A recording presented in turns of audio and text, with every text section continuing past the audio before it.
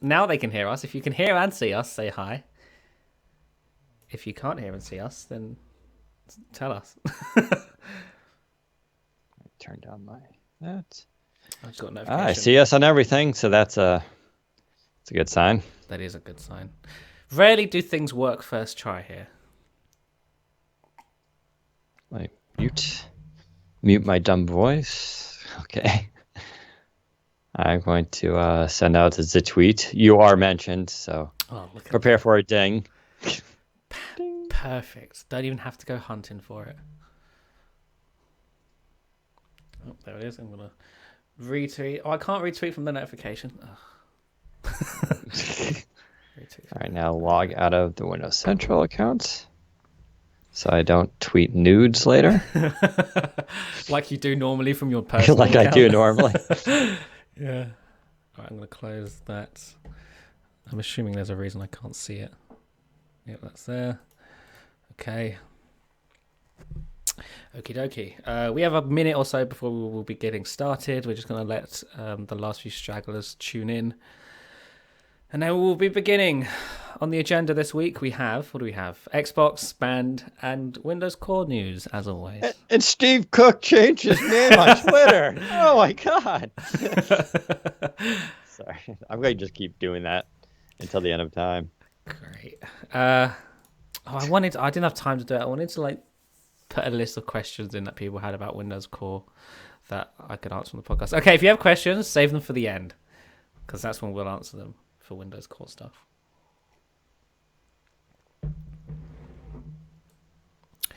Right, we can begin, Dan, whenever you're ready. I'm going to funny tweet. Okay. Is this about Tim Apple? It is. Is it? I can't wait for Satya Microsoft.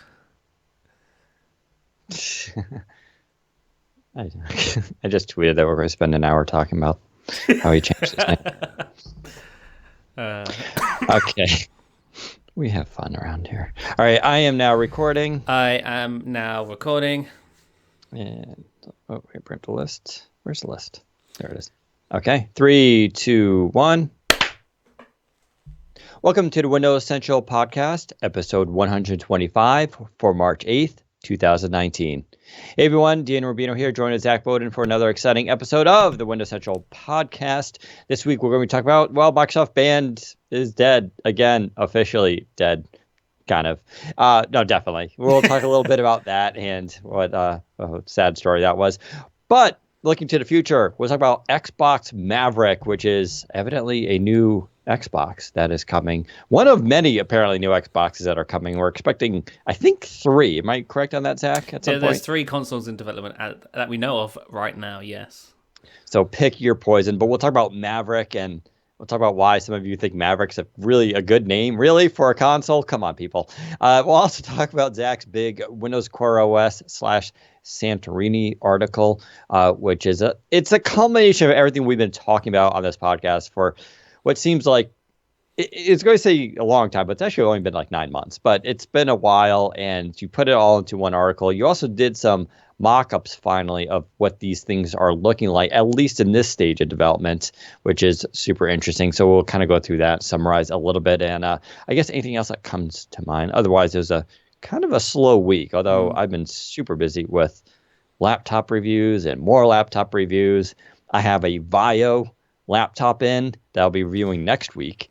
And it's not Sony Vaio. A lot of people still say Sony Vaio, but Sony sold off its majority share in 2014. So now it's just Vaio. Sony still has a small part in it, though. Anyway, they have a new laptop, a new 14-inch laptop coming out. And it's my first Vaio that I've ever had. So I'm really excited about it. It's such a weird and bizarre laptop. I'm really just intrigued by it. And it's just a lot of fun. Also, MateBook X Pro video review is coming real soon as well. And we have the HP Spectre X360 13 and the 15, which will be coming soon as well. I have another, I think, an Acer laptop. There's just so much stuff going on in the laptop world right now. It's keeping me busy. But Zach, what are you up to?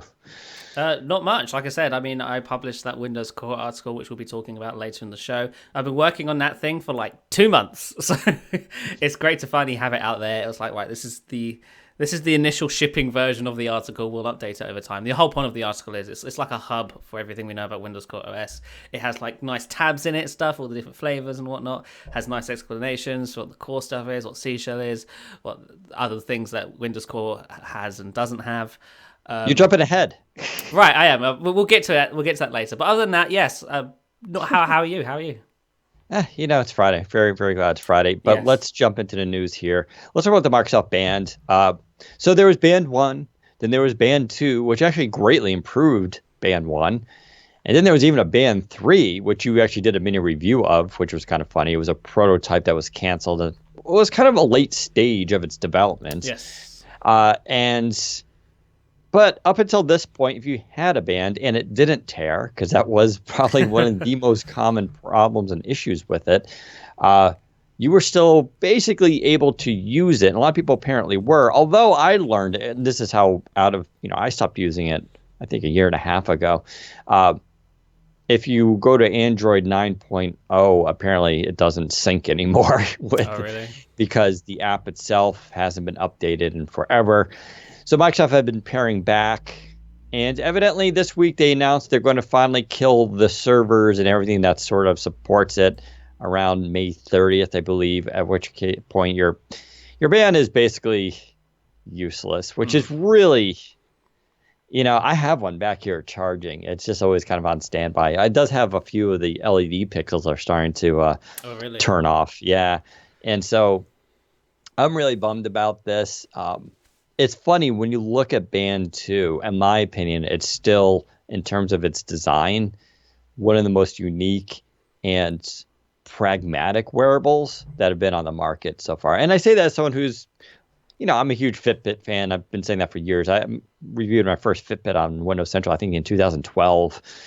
So I've been using pretty much every single one since then. And I still think they have the better ecosystem and lead time and everything and expertise here. But the Band and Band 2 were definitely just like that curved display in the way like you could wear it on the inside of your wrist and stuff like that. And just look, I don't know, the touch screen is great. We've talked about the keyboard in the past, which you can use for text responses. Still, no one else has done that.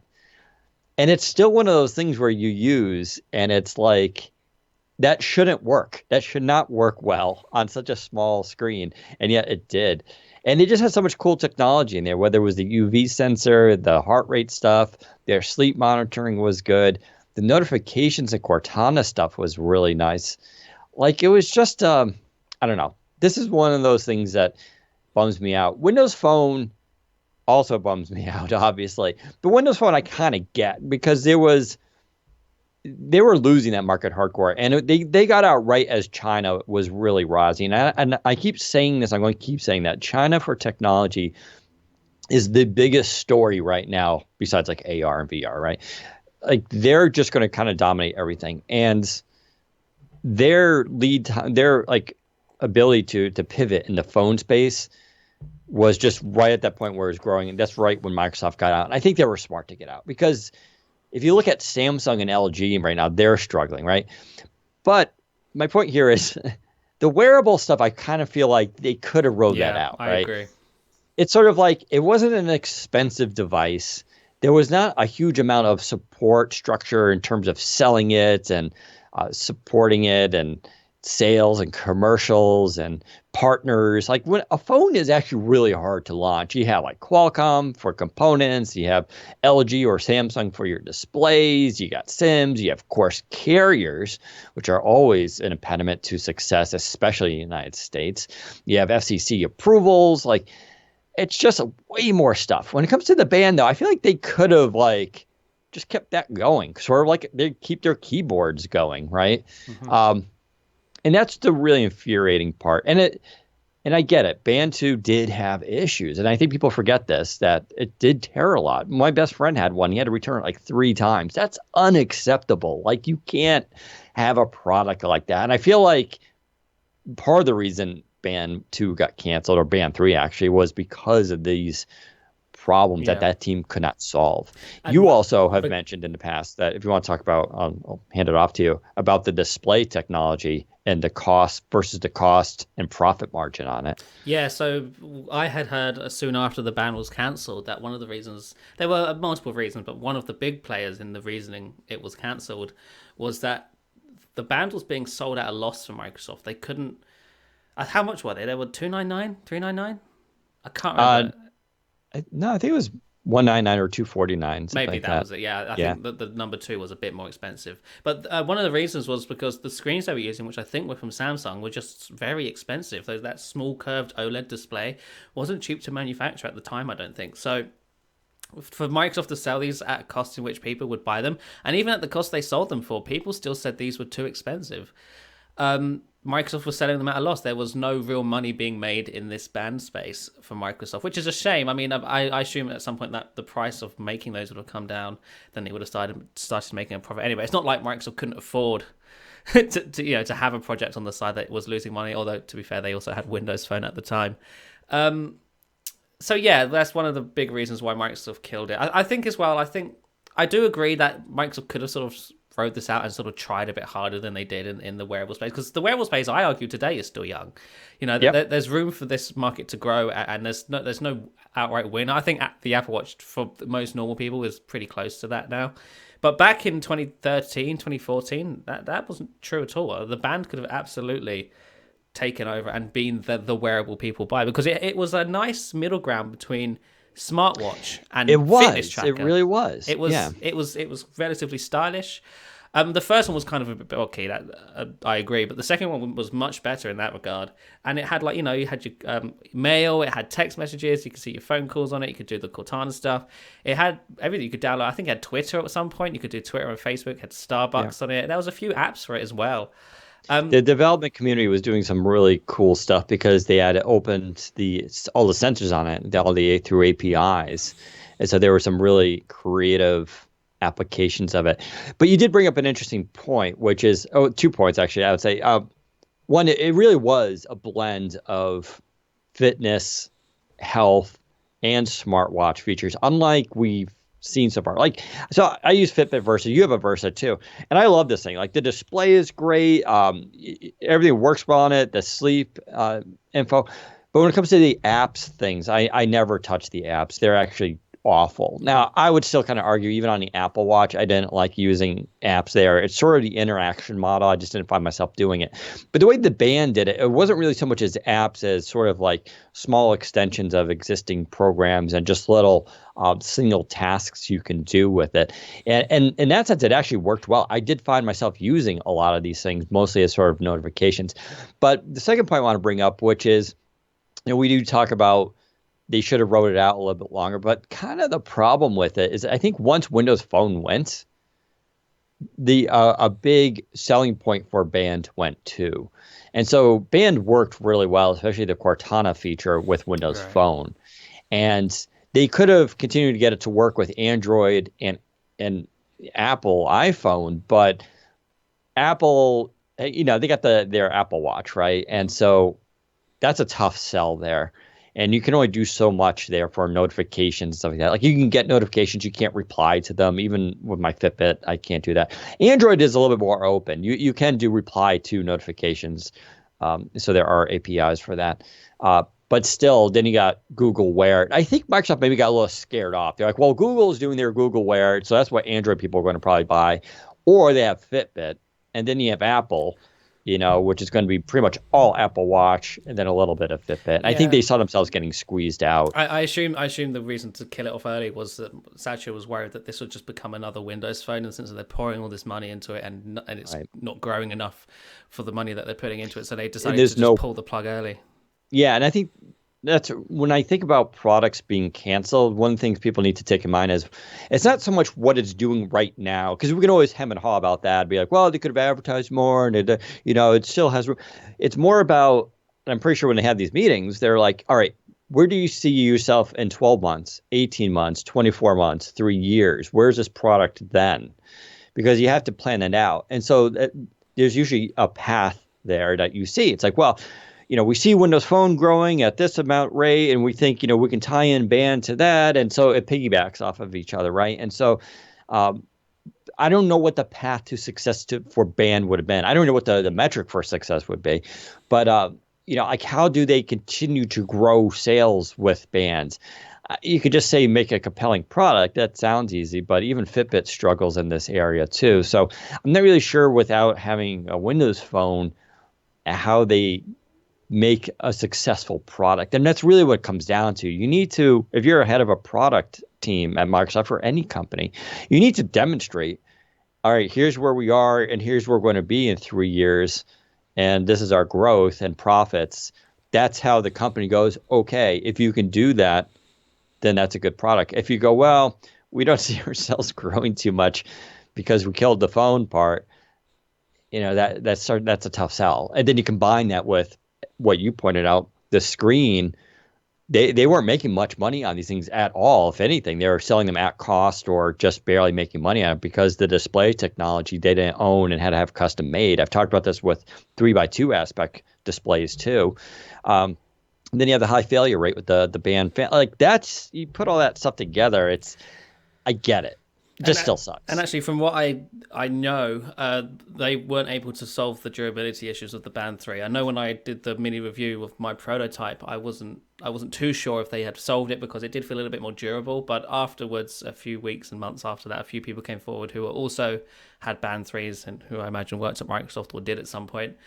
Sent me photos and like, hey, so just so you know, the Band 3 prototypes that they did manufacture did also eventually fall apart as well. And just like the Band 2, they've got rips in them, there's bits of it falling off and stuff. So yeah, they were unable to solve that, which I think is another big reason why they decided to pull the plug. And I assume the reason they couldn't solve, not that they couldn't solve it, is that they couldn't solve it for the price in which they needed to sell these at, because obviously you'd have to use more expensive materials if you didn't want the bands to fall apart and whatnot. Because unlike the Apple Watch and most wearables these days, the band was unique in its design in the sense that it didn't have interchangeable bands. It was the whole thing because it was all connected. The battery was at the back.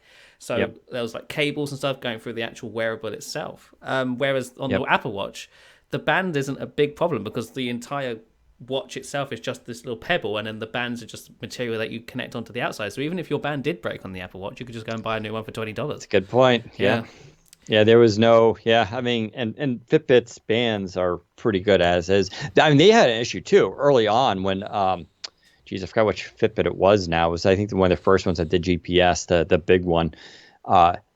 It was causing rashes in people, right? Wow, yeah. Yeah, and so it goes to show you, even like figuring out this material that's a combination of comfortable, holds up under exercise, but also doesn't cause allergic reactions to people is a tough thing to figure out. But yeah, it's a really good point. The bands, once it tore, the whole thing had to go back in versus a modular design, because one of the and it created an ecosystem, right? One of the cool things about having Fitbit stuff is like you can go on Amazon and just like find 9,000 bands that cost $8, and you can buy like 3 or 4 of them. Like I have like a sport one on that I feel I'm really comfortable, but I do have like a dress leather one. If I want to put that on, it takes 2 seconds to switch out. Building that sort of ecosystem actually kind of like, it's important for these kind of products. And bands, the most you can do for it was like a screen protector, right? That was like, that was like the biggest, or third-party chargers maybe. So yeah, come May 31st, the service for Microsoft Band, the Microsoft Health dashboard is going away. So your band will no longer function. It won't sync up to the app, I don't believe, and it'll basically become useless. So Microsoft is offering refunds. If you are somebody who actually uses the band and has been doing so in the last few months, Microsoft can see the data, by the way, so don't even try lying to them. I know many of you have one just lying around that you haven't touched in about a year, that you can't get a refund for that. But if you are actually actively using your band still, you can contact Microsoft support, and they should issue you a refund. I don't know if you have to send it in. Maybe you will. I doubt it. What's the point?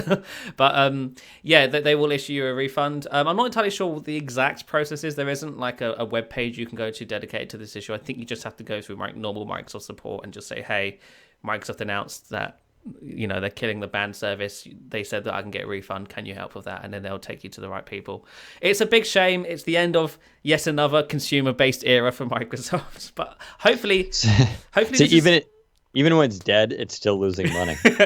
Now it's even when it's dead, it has to be killed a second time. Which, by the way, we'll be talking about Windows 10 Mobile again in December when it is dead again, officially. Right. So don't worry, Windows 10 Mobile will be another topic we talk about this year, but not until it dies once again at the end of this year. But yeah, it is. It's very sad, and hopefully this is one of the last consumer-based products we have to talk about being dead by Microsoft. And of course, the bigger question is, I'm always curious about, is if the Surface team, and that was also at the time when Band 2 was coming out and everything like that, where Panos was getting promoted and taking over all the hardware projects. So we've said this in the past, that Band was never part of like Surface.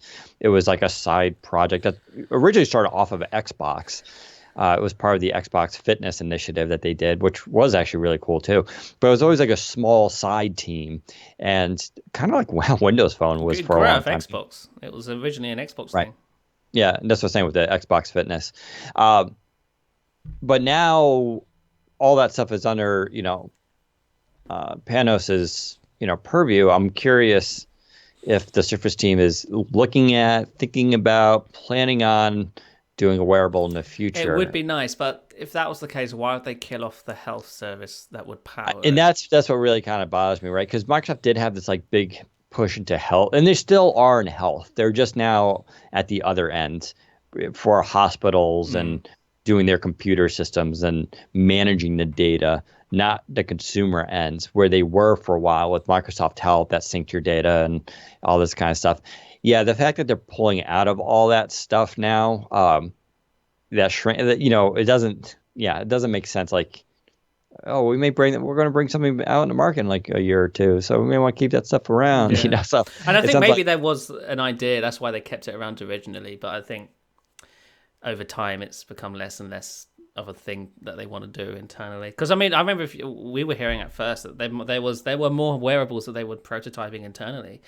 None of them have shipped, obviously, and now the service is dead, so I'm guessing that went nowhere. But they definitely did have ideas for wearables, and I'm sure they still do. And I'm guessing, I guess they could do another service, right, if they really wanted to do another wearable in the future, but I'm doubting it. I think this is the end of Get wearables. The band back together. It's a shame, too, because, like, don't forget we talk about the hardware a lot, but the stuff that's being killed now, the software, like if you think about the sleep insights, the data for walking and jogging and hiking, like all that stuff is super complicated to do. It's a lot of algorithmic work. There's a lot of research.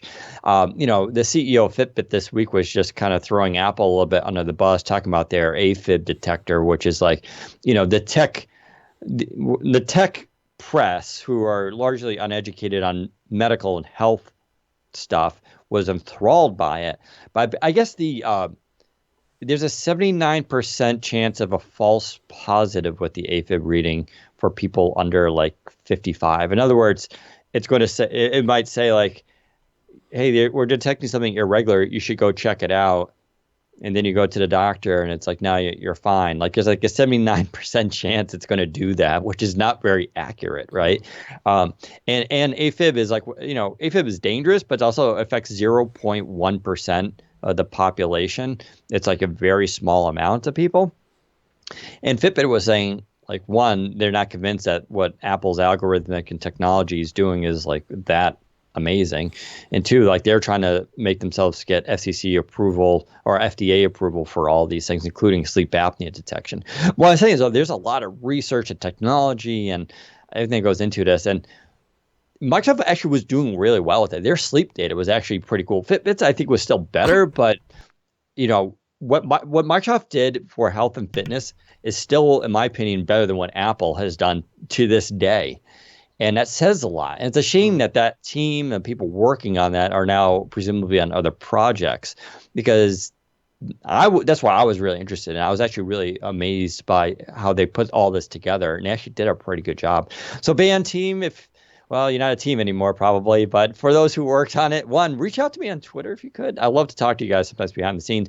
Two, you guys did a really good job, except for it falling apart thing. But other than that, it was still one of those devices. The software side was sublime. I loved, because it was very smooth, right? It was fluid. Yeah. It was very nice, and it was beautiful. The Fitbit OS 2.0 or 3.0, whatever we're on now, is still not there, right? It's like it works, but it's not nice, if you will. Yeah, Like even I'd even say that about most of the Fitbit hardware, and I think that's by design because they're cheaper than the Apple Watch and the sure. Band was. But I would love Fitbit to come out with like a premium smartwatch wearable thing, like which is like has an OLED screen, maybe a round screen, I don't know, or like a curved glass display. That'd be really nice, but Sure. not there yet. So yeah, Microsoft has a band and the band. Nice.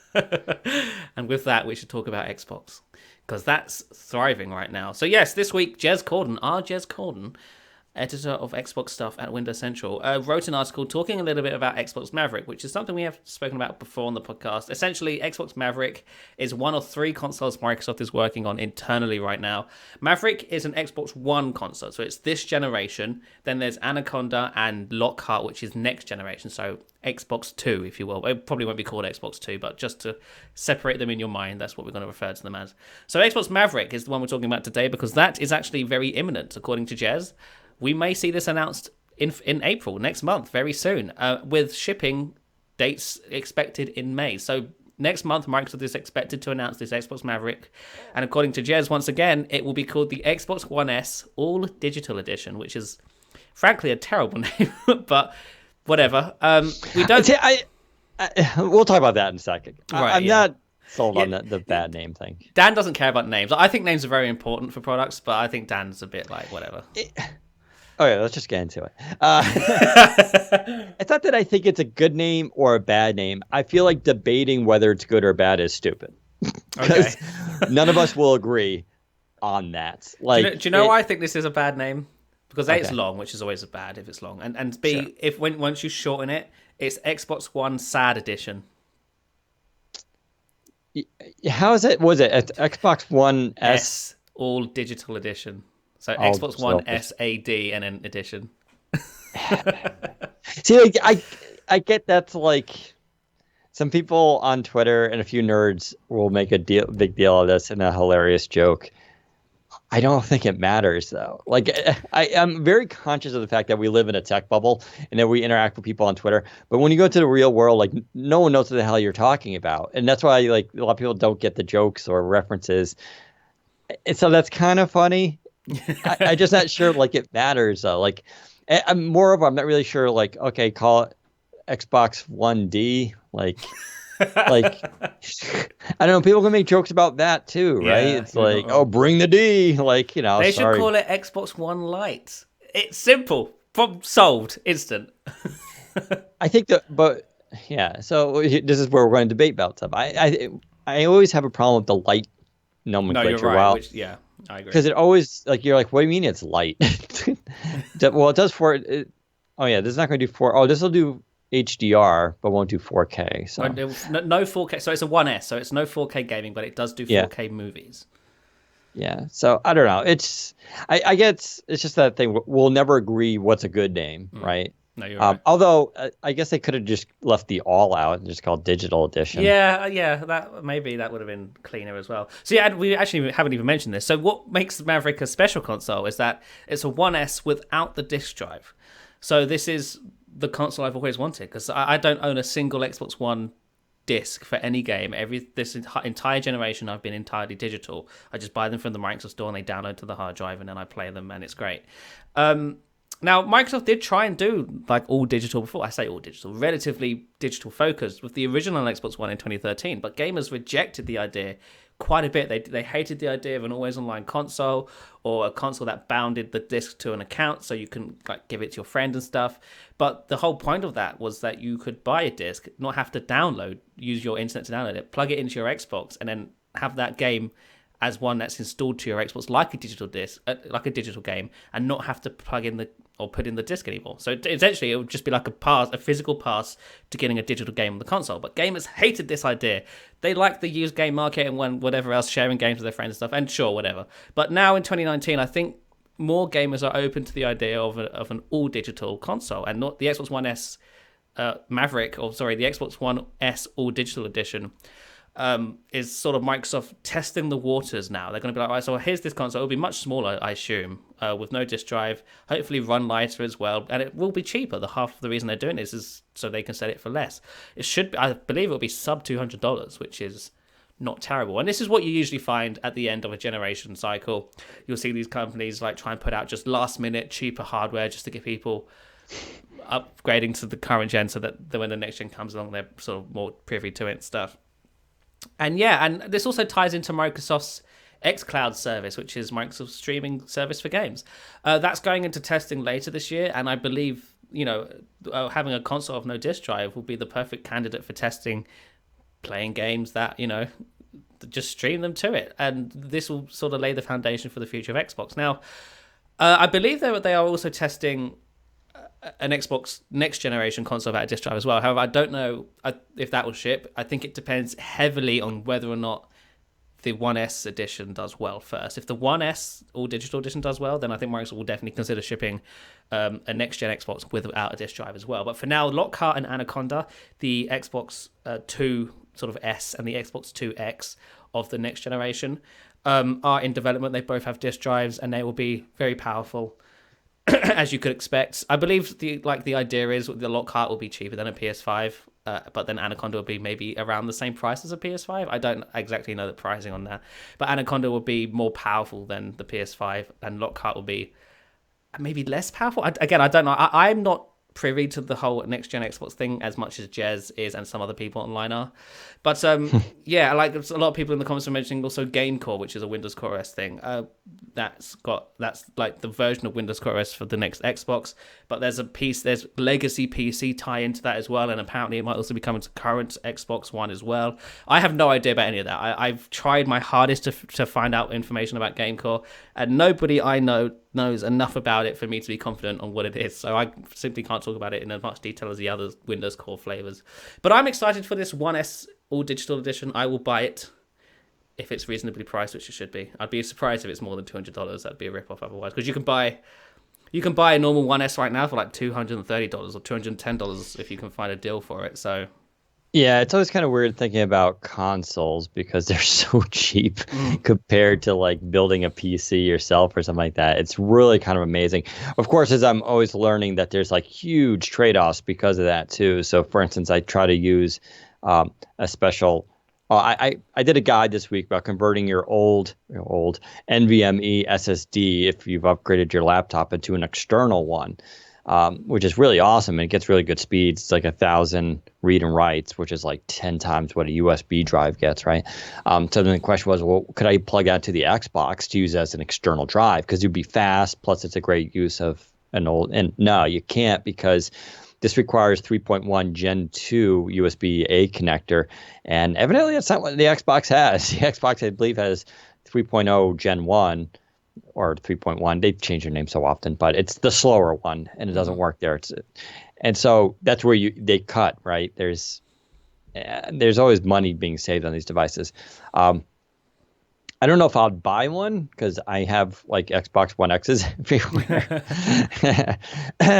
But if Microsoft wants to send me one to review, of course I'll do that. And I do think the idea of like a smaller, you and I are both on the same page here. Like we're just digital everything.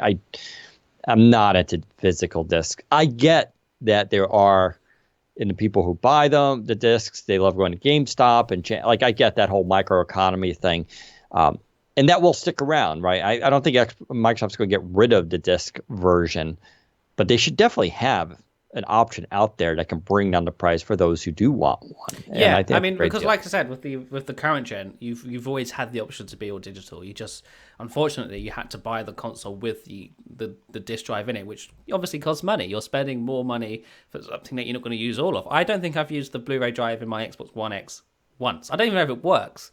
I could have bought an Xbox One with a disc drive that doesn't work. I would never know, and frankly, I don't care. But I still had to pay for that disc drive that I'm never going to use. It would have been fantastic if Microsoft released an Xbox One X that didn't have a disc drive for $50 or $100 less, or whatever it costs less to not have that disc drive in it. Because I would be more than happy to save those dollars where I can, right? And I think most people would. So I'm hoping with the next gen, hopefully the One S edition prove successful. So with the next generation of Xboxes, there is an option for a discless version, so I can spend less money on buying a next gen console, because I'm never gonna use it, right? It's no point me spending those extra dollars on the drive that you're not going to use. Lots of people, I think, would appreciate that. Not everybody, like you said, Dan. There's many gamers out there who absolutely love the idea of having physical discs for everything. They like displaying them on shelves and stuff, and they just like having the I don't know, the idea of actually owning the game rather than buying it from someone and then just sort of letting you download it, which whatever. But yeah, I'm excited for this one. I think this will be the console for people who want to use Xbox as like a media center more than anything, because that was the original idea for the Xbox One, right? It's called Xbox One because it was the one hub for all of your entertainment in your house. And this could be the console for that. Now, we'll be interested to see if they try to cut off any of the ports on the back. Like, will there be less USB ports? I assume so, since it'll be smaller. Will there be? Will there be Type C? Will there be Type C? Will they drop the HDMI in port for the pass through for TV and stuff? That would be interesting. I hope not, because I kind of actually use the Xbox. Yeah, I don't think so. I feel like HDMI in and out are required. I could see one, or instead of 3 Type A ports, just having 2, one in the back, maybe on the fronts. Definitely no Type C. Type C doesn't make sense. I do wonder if next gen will have the HDMI in as well, or will they just go back to being entirely gaming focused? Because I might be in the minority here, but I love the media center sort of features on the Xbox One. I love the whole TV pass through. I love the One Guide. I love all of that. I use the Xbox as my TV sort of smart thing more than anything. Yeah, so my TV has smart OS built into it, but I never use it. I just use the Xbox as the smart functions. Yeah, I turn my TV on by turning the Xbox on. Right, yeah, and I use to choose programs. I actually use the One Guide. I don't use the actual TV box guide. I don't even have cable. It's just Netflix, Hulu, HBO, Showtime. Everybody's got their own. ESPN now. Danzin, which is a MMA fighting thing. So I have an app for every service, which is super annoying. I mean, it works well. I enjoy the commercial-free content. I love having that much content to choose from, but it's kind of also silly to have an app for everything. But that's a whole other discussion. Apple's doing that now. Amazon's doing that now. Disney's doing that now. It's just like, it's getting ridiculous. Like, yeah, I think I watch Amazon, Hulu, HBO, Netflix, Danzin, ESPN, Showtime. So what you do, instead of paying like a monthly sum for just all the channels, you just pay for individual channels now. Yeah, and now we're going to get a little sidetracked here, but I'm going to say like that's true, but I feel like my money now goes towards what I want it to. And that's the big difference. Yeah. When you bought cable, you're spending all that money, but I think most of us felt like 80% of it you didn't need or want. In this case, I'm spending probably even slightly more, but I'm getting exactly what I want. And most of it's commercial free. I just turn it on. I just watch programs, and it's like, not only is it more efficient, I can blast through 3 or 4 shows in the time it used to take, 2. But now I'm just getting. We are living this awesome age of like digital creation content for storytelling. It was just announced, super sidetracked, that my favorite book in the world, if you ever want to know a bit about me, my favorite book is Gabriel Garcia Marquez's 100 Years of Solitude. And it's a crazy book. You have to read at least 30% of it before you get into it. But when you do, it's amazing. The book is kind of unfilmable. And even he said it was unfilmable. But now they're going to be turning it into a Netflix series, because you could do long form storytelling now and take your time and pacing and build characters. And you can kind of really dive into this stuff. And that's only possible because we're living this crazy new digital age. So I'm actually kind of fine with having all these apps and services. But yeah, for me, Xbox is the hub for all that. And it's something that a lot of people use Apple TV for. And that's really where this is kind of can go up against, because you also get video games, right? It's not just like Apple TV to me was always just kind of weird in that sense. It's like a Roku. And that's good for some people. But the reason I always tell the story. The reason I bought an Xbox 360 years ago was because I had Netflix. It was one of the few places when Netflix digital streaming came out. That was only one of the few places you can get it on was the Xbox 360. Same with UFC. Instead of doing pay-per-view through cable, I didn't have cable. I could watch UFC through the Xbox. So that actually is what got me to buy an Xbox. And I was like, oh, and I could play games once in a while. I like games. Like, let me catch up on that. Do you remember the original version of Netflix for the Xbox 360 that had the sort of mode where you could invite friends in on your Xbox Live friends list, and you could watch a TV show together, and you're like, all your little avatars would sit in like a virtual cinema, and you could all watch the screen together. Wow. That was amazing. How is that not still a thing? I'd love to just like invite friends and all watch Netflix together. Curious what the I mean, it seems like now with digital rights management, Yeah. like the idea of sharing stuff. Ooh, yeah. I imagine that's like a can of worms But I mean, back then because they didn't. because I what happens guess it if wasn't a problem back then. because like yeah, like, could you would people try to stream like a movie to like Mixer, Right. right? Well, I mean, like, I assume how it worked on Netflix before is that you could invite friends, and as long as they had a Netflix subscription, who cares, right? Oh, but then there are region restrictions, I think, for some content on Netflix, right? Yeah. So there are boundaries, I guess. But I It seems think, complicated, but I have to admit that that was a cool feature because that feature does live on through VR. So if hmm, you use Windows Mixed Reality, there's an app which it's now I forgot the name. But do you remember? Did you ever do that? It's a cinema. It's a virtual cinema, and you can go I know what to you're it and you talking can about. watch movies, Yeah, I know what and you're it's talking about. ridiculous. You go down the hallway and there's like the movie times. Like I watched Top Gun in this, and you go to the theater, and there are other virtual people there, like actual people. They're sitting down, and you just like kind of sit down, and then you watch. I watched Top Gun in this like virtual it was giant. It had good audio. It was amazing. And there are other people like getting up and leaving. The lights went down. There were trailers. It's like this is Windows mixed reality, right? So like you still kind of do that experience, but we've talked about that before. With the mixed reality stuff, is still cumbersome to be like, hey, you got to put your headset on and like talking to your friends and like the idea that they're all doing this You're is like well, virtually shushing people because, like, shh, the movie's yeah, on. yeah. But there is definitely potential there for that. And so, um, yeah, I think that would be cool. I have to admit, yeah, bringing back that feature would be kind of neat. Yeah, I So, hope with the next generation of gaming consoles, there's a bigger focus on communal sort of experiences like that. Not just for gaming, because I know multiplayer is all the craze in gaming these days, but for like watching movies and stuff, or like just hang out, like they need virtual to bring hangout back rooms. Connect. Like that's what Connect was good for. It was Yeah. doing that kind of stuff. Mm. Maybe it was just another one of Microsoft products that was just way ahead of its time. Like, I listen, mean, Microsoft at can't bring least back that tech, Connect for Xbox. yeah, at least that tech went on to live, Yeah. right? I mean, that's what literally powers HoloLens and HoloLens 2. Hmm. And now they have the new Connect Azure camera, which is super cool. If you work in a factory, I guess. I don't know. Not for us. But yeah, I would still love them to see like I know Phil Spencer's like slams down his beer. He's like, ain't happening. Yeah, Um, yeah. but I would still love to see them do more of that immersive living room technology. Like they could do that, but it's hard because the problem with Kinect was always it was great technology, but it required companies to jump on board with their video games and support it, and that's where it failed. Hmm. And you had your gimmicky stuff, but then there, yeah, I don't know. Yeah. The We could coolest, do the, this. cool, the coolest implementation of Kinect I ever saw in a game was when you could pet the virtual animals in Kinectables. I was like, oh, that's cool. And then that was it. Like, I think Halo Master Chief, no, Halo CE Anniversary had Kinect mode, but all it was just voice commands. So you'd be running around and you could like shout reload. Reload? Who would do that? No one shouts reload to reload a gun. Reload! Yeah, It's like, this is a dude, stupid way your of doing it. roommates would hate your guts. Yeah. I still loved it for Fruit Ninja, of course. I remember, hey, Xbox turn off. Yes. And Yes.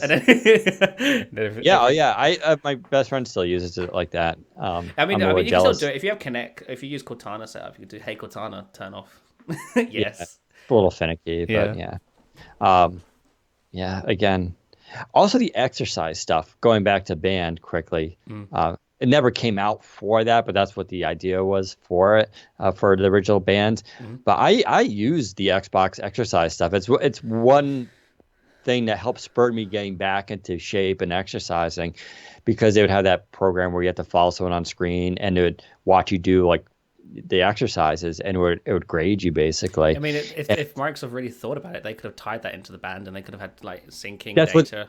well, that's what the plan That was was. the Like, plan. Yeah. and then they were like, well, why don't we just make it not tied to Xbox and you can do it with everything? But Mhm. I tell you that Xbox fitness stuff worked real well. But selling digital fitness to people in America, come on. A lot of them will buy it, but most won't use it, Yeah. as evidenced by going onto the streets and Oh just wow. looking at people. R.I.P. Yes. Oh Anyway, well, the future for Xbox is seeming pretty bright regardless. Next gen, I think Microsoft's onto a winner. I think I mean this generation was the PlayStations. I think is fair to say, but I think Microsoft will ultimately be the winner overall, thanks to service. I think services is it. The services is where the money's at. It's not about hardware no more. Sony doesn't really have the services to compete with. It doesn't own, it doesn't have Azure behind it. It has to rent servers from Amazon and stuff to get that going. Microsoft has it all in house, and streaming games and Game Pass and all of the service side of things, I think, is where the Xbox for the next generation is really going to shine. So yeah, I'm excited. cool. Sounds good. Why don't you tell us about your lovely little story you wrote this week? Yes, it was very small, and it took me 5 minutes to write. No, this is an almost 4,000 word article that I've started writing a couple of months ago. But it's essentially a hub page for Windows Core OS because, even for us, because I see people online like complaining about how it's really difficult to sort of follow along with this Windows Core stuff because there's so many different code names and so many things have changed since we first read about it and stuff. And rightly so. Even we at Windows Central and lots of other Microsoft reporters even struggle to keep up with this stuff because there's just so many different code names, some of which mean the same thing, others which mean completely different thing. Some code names replace other code names. It gets crazy. So this week I published this Windows Core OS guide, more or less, and essentially what it does is it gives you a little bit more in-depth explanation to what Windows Core OS is and why it exists. Same for C Shell because they kind of go hand in hand. But then it also gets into sort of the different product variants of Windows Core OS that we can expect to see, and also talks a little bit about some of the product variants we've talked about before that are no longer coming, or at least are not being worked on right now. So to recap, if you are unfamiliar with Windows Core OS, what is Windows Core OS? It's essentially a universal base for Windows. It's a platform that Microsoft can build Windows experiences on top of and then share components between those experiences. Now, you may be thinking to yourself, but Zach, isn't that Windows 10 already? Technically, Microsoft did lead you to believe that, but under the hood when it comes to Windows 10 on any device you see it running on is more or less a different version of Windows 10. It's not the same operating system. So Windows 10 for desktop, which considers home, pro, server, education, that's one OS. That's Windows 10 desktop. Then you have Windows 10 Mobile, or did have Windows 10 Mobile. That wasn't the same operating system. It was called the same and more or less looked the same. And don't get me wrong, it had shared components under the hood, such as One Core and the Universal App Platform. But a lot of those sort of components on the surface, like the shell, for example, some of the OS's capabilities, they were all different and all specific to those different editions. So, for example, you couldn't run Win32 programs on Windows 10 Mobile, and the start menu experience on Windows 10 Mobile was not the same as the start menu experience on Windows 10 Desktop, same for the Action Center. And that's because these components were not shareable. Like, for one version of the Windows 10 operating system to have the same feature across both, that feature had to be built twice. And this is the same for all of the different versions of Windows 10. So you've got Windows 10 Mobile, Windows 10 Desktop, Windows 10 for Xbox, Windows 10 for Service Hub, the original one, Windows 10 IoT, Windows 10 for HoloLens. So many different versions of Windows 10. They're all Windows 10, but they're all different operating systems that share one core, but then everything else is more or less specifically built for that version. And this is a problem for Microsoft, and it has been for a long time, because think of the overhead here. If Microsoft wants to put Windows on a new device type, it has to start building all of those same experiences again, just so they fit and make sense on that device. With Windows Core OS, Microsoft Which may fail at some point. with Windows Core OS, Microsoft can sort of just get rid of that idea and just have this universal base and use components that it's already built for other versions of Windows Core OS on those new versions. So, for example, Microsoft can make a Windows Core OS phone, a Surface phone, if you will. It has a Windows, a mobile experience, whatever. But then they can also make like a tablet or a desktop and have like a Windows Core OS desktop, which has its own desktop UI and stuff, windowed apps, Win32 support and whatnot. But then they can share those components across devices. So the start menu on that Surface phone is the exact same start menu on the desktop. It's using the same components. There's minor changes here and there so it fits and makes sense, as there will be anyway, but it's not having to rewrite the entire thing from scratch. Furthermore, with C Shell is Microsoft's universal shell, which allows them to share like these shell elements across devices as well. Microsoft can bundle multiple different shell experiences onto one device. So, with the mythical Surface phone, Microsoft can have the mobile experience, but then when you connect it up to a Continuum dock, it boots into the actual desktop Windows Core OS experience, which is the, air quotes, full desktop with Win32 support, the actual desktop with context menus, windowed apps and whatnot, unlike with Windows 10 Mobile, which was a sort of fake version of the desktop. That's the idea behind Windows Core OS and C Shell. Common components that can be shared across these different product variants on all of these different device types. Microsoft can build out a dedicated tablet mode for Windows Core OS and have that be the only mode on tablets that aren't two-in-ones, or on the Surface Pro, it can have the tablet mode experience and the desktop experience, which when you connect the keyboard, it boots you into the desktop experience. It's the full desktop experience. When you disconnect the keyboard, it boots you into the actual proper tablet mode experience that Microsoft built specifically for tablets. And that works just like that. And that's really quite clever. So right now, there's 3 versions of this Windows Core OS that we know are in active development. Well, there's 5, but I only really know about 3 of them. Santorini, which is Windows Lite, Aruba, which is Surface Hub 2X, and Oasis, which is the HoloLens 2, or Windows Mixed Reality. So Santorini is the one that we're most interested in, which is why I'll talk about it last. Let's first talk about Aruba. Aruba is the collaborative displays version of Windows Core OS. So you've seen this already. If you've seen the Surface Hub 2X videos and whatnot, or the Ignite hands-on, you've seen Windows Core OS in action here. It's a tailored experience for being collaborative in the workspace. So this isn't the UI or the experience you'll find on most Windows Core OS devices. This is a very specific niche device type here. But it's like a communal sort of thing. It has like a centered taskbar along the bottom. You can share documents and stuff with multiple accounts logged in at the same time. So it has shared desktop, which was originally a Home Hub idea. And the great thing about with this is, since this is Windows Core OS, those same ideas can be shared across different product variants. So if Microsoft ever did make a Windows Core OS for desktops, they could also bring that shared desktop functionality to that, and then you could have multiple people logged into a computer at once using one desktop, which would be pretty nice. Then there's Oasis. This is the one I know the least about. We've only really seen it in demos. Dan's actually was able to play with it briefly. But other than that, there's not much to really talk about it. If you've seen HoloLens 1, it more or less acts the same as that. There are a few new features and stuff. Obviously, with HoloLens 2, you can now physically interact with the holograms and stuff.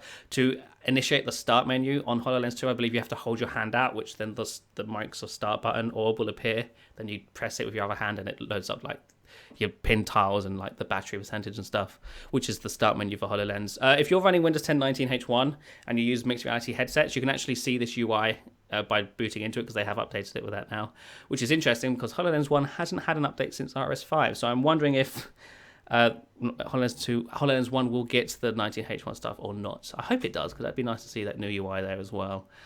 Then there's Santorini, which is Windows Lite, the Chrome OS version for Microsoft, as we like to call it.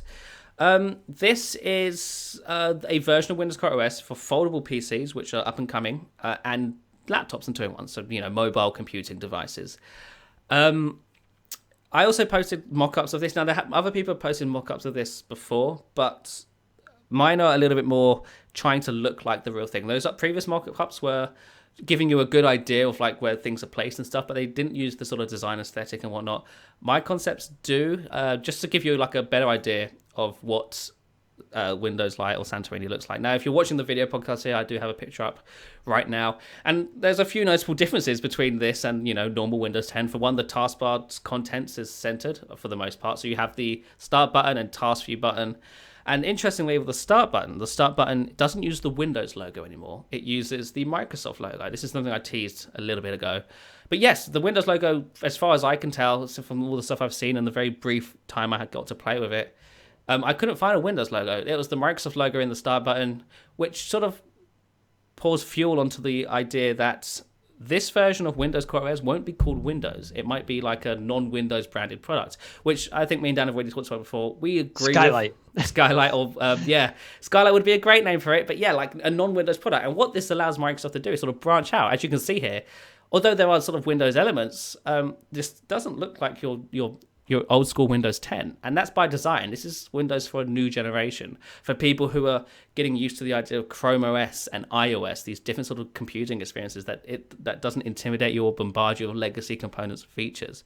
So the start menu is like this simple app launcher. Now, I believe this will change. In the concept I've got here, they use sort of like square tiles with rounded corners. And that's because that's just what the icon design is internally right now. But I believe the plan is to just have these as normal icons at some point. These aren't live tiles. They don't update. At least right now, I don't think they will change that. I don't think these are designed to be live tiles ever. Along the top is like a search bar. Then you get like your rounded profile picture, which breaks out the start menu, which is the kind of thing we saw in the original My People demo, which is very nice. The bottom right has a very simplified system tray. Now there's also another concept here which I didn't have in the article, so this is exclusive to those watching the video.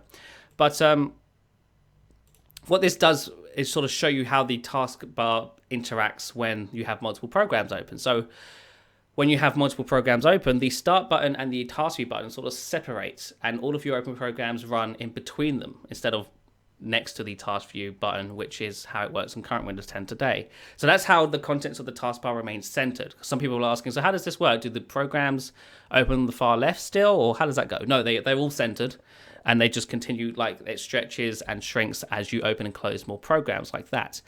I believe the programs run in windowed mode. I'd be surprised if they didn't. In the earlier builds, they didn't.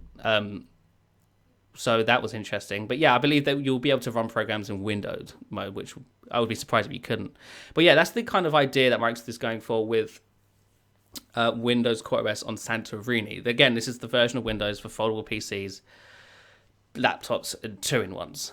Is there anything else I need to mention? Yes, faster OS updates. That's another thing for Windows Core OS. So if you have a device running Windows Core OS, it should be able to update to new versions of Windows Core OS in less than a minute, which is quite impressive. This is something I talked about before on the podcast. I won't dive into it too much. But yeah, they're doing a similar thing to what Android and Chrome OS already does, which is interesting. What does this mean for current Windows 10?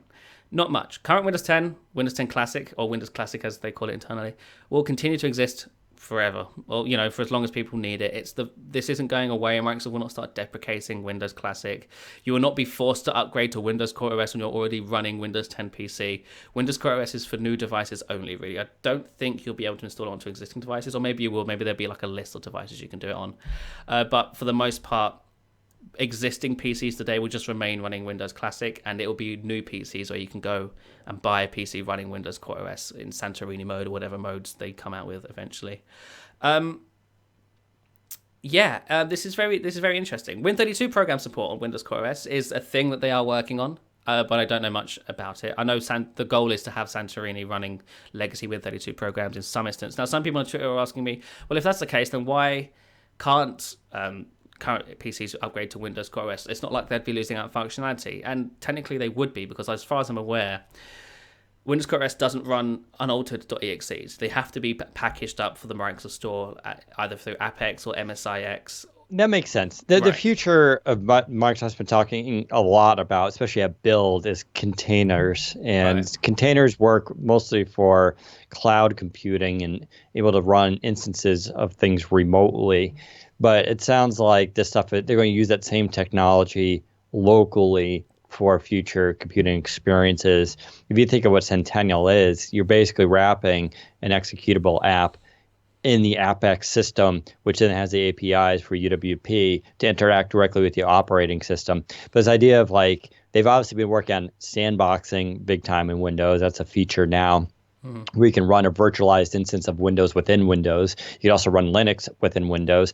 They're very much going into this virtualization technology of doing things. I don't think it's coincidence when we talk about legacy support for applications, because you can do things like streaming, which is one solution, but obviously requires you to be online, which is not necessarily a bad thing. I think that was a weird case 4 years ago. I don't think today it's as weird. It's still inconvenient. But having localized, containerized systems, and I'm speaking big here because this is not my wheelhouse. I don't really know about this stuff too much, but it sounds like they're going to use a lot of this technology to help solve these problems. I just want to talk about, some people have some really good questions. Is Windows Lite OS the same as Windows Core OS? No. So Windows Lite is one of the many products that can run on top of Windows Core OS. Windows Lite is a configuration of many different components and features Microsoft has thrown together on top of this Windows Core OS idea. So Windows Lite is one Windows Core OS product.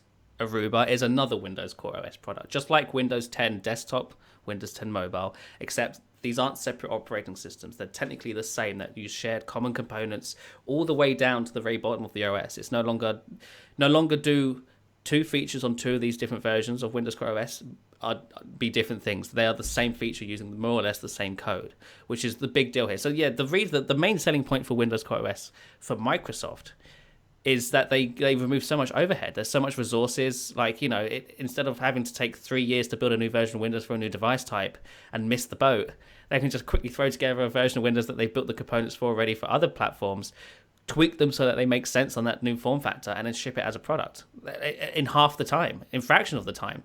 It's less work for people at Microsoft to build these new version of Windows. They can build them quicker and easier, and they're much more lightweight because Windows Core OS is more or less just one core universal app platform, and then from there they build up. So most of the legacy stuff has been pulled from the core of the operating system. They can, of course, bring that back through like components such as the Win32 layer or whatever, which is what they are working on through something called Win32 user mode, I believe, which is what will bring the legacy program support to these Windows Core flavors. But yeah, that's related. What's the difference between Oasis and Windows Mixed Reality? Good question. So I believe, right now, obviously, the only way you can interact with mixed reality is through a PC, which runs Windows Classic. Now, I believe, don't quote me on this, but I believe 19H1's version of mixed reality is already using the C shell elements that you'll find on HoloLens 2. The Oasis is the sort of standalone operating system for mixed reality, like HoloLens 2. So right now, it's hard to explain. So right now, the only way to use mixed reality on PC is through Windows Classic. So it's not Oasis. It is using C Shell, which runs on Oasis as well. But otherwise, underneath, it's still just using normal Windows, I believe. Unless maybe Oasis is packaged in a way on desktop. I don't know. But yeah, Oasis is the mixed reality experience. If you're running a mixed reality headset, that's what that is for Windows Core OS. HoloLens 2 is the only device we've seen so far of it running. I haven't dug into it enough on PC to know if it's Oasis on PC. I'm going to guess it's not. I don't think so. Yeah, Oasis, from what I understand, is truly holographic, which HoloLens 2 is so like advanced in its kind of crazy technology that it has on there, including the sensors for detecting, was it 27 joints in your hands? Yeah, that's how it works. You have all that, and it's creating, don't forget, a lot of what you see in HoloLens is the holograms, but it doesn't need to draw the world for you, whereas Windows Mixed Reality draws the world for you. Now, there's definitely overlap, and if you used Windows Mixed Reality and you throw on HoloLens today, you're going to see that. You're going to be like, oh, this is a very familiar experience. It's the same interaction models, the same menu system. So they're definitely overlapping. But yeah, I think Windows Mixed Reality right now, because it needs to generate the reality for you, requires a desktop physical PC and is therefore not really its own standing operating system. It's like a sub-operating system.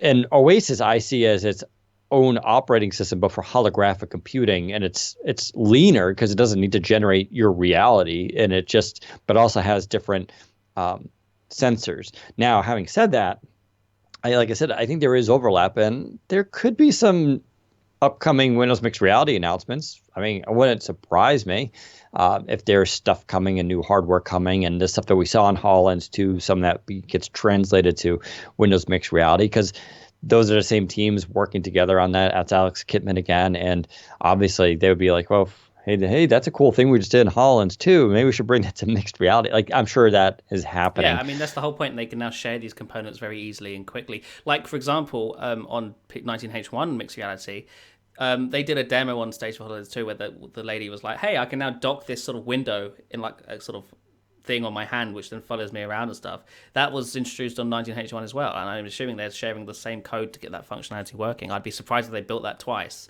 And that's sort of the power of C Shell and Windows Core OS. Someone's asking here, wouldn't Oasis be a shell component put on top of Santorini? Entirely possible, but I'm doubting Santorini PCs will be powerful enough to run mixed reality, so they wouldn't make sense to do that. But with Windows Core OS, you can bundle multiple shell composers on a device. That's kind of half the point. Yeah, it would be interesting, because then I think about like, God, I even forgot the name of it.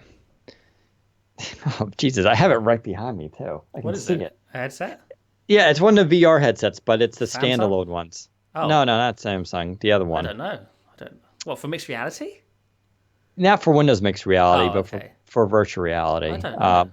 Oculus? It's Oculus. It's Okay. the Oculus mobile thing. Oh, right. Qualcomm had sent me one. Qualcomm sent them out with their announcement for their conference on it, which is crazy. But it hasn't worked since. And when I tried it, like it stopped working, and I had issues. I'll probably boot it up. It takes micro USB. Yeah.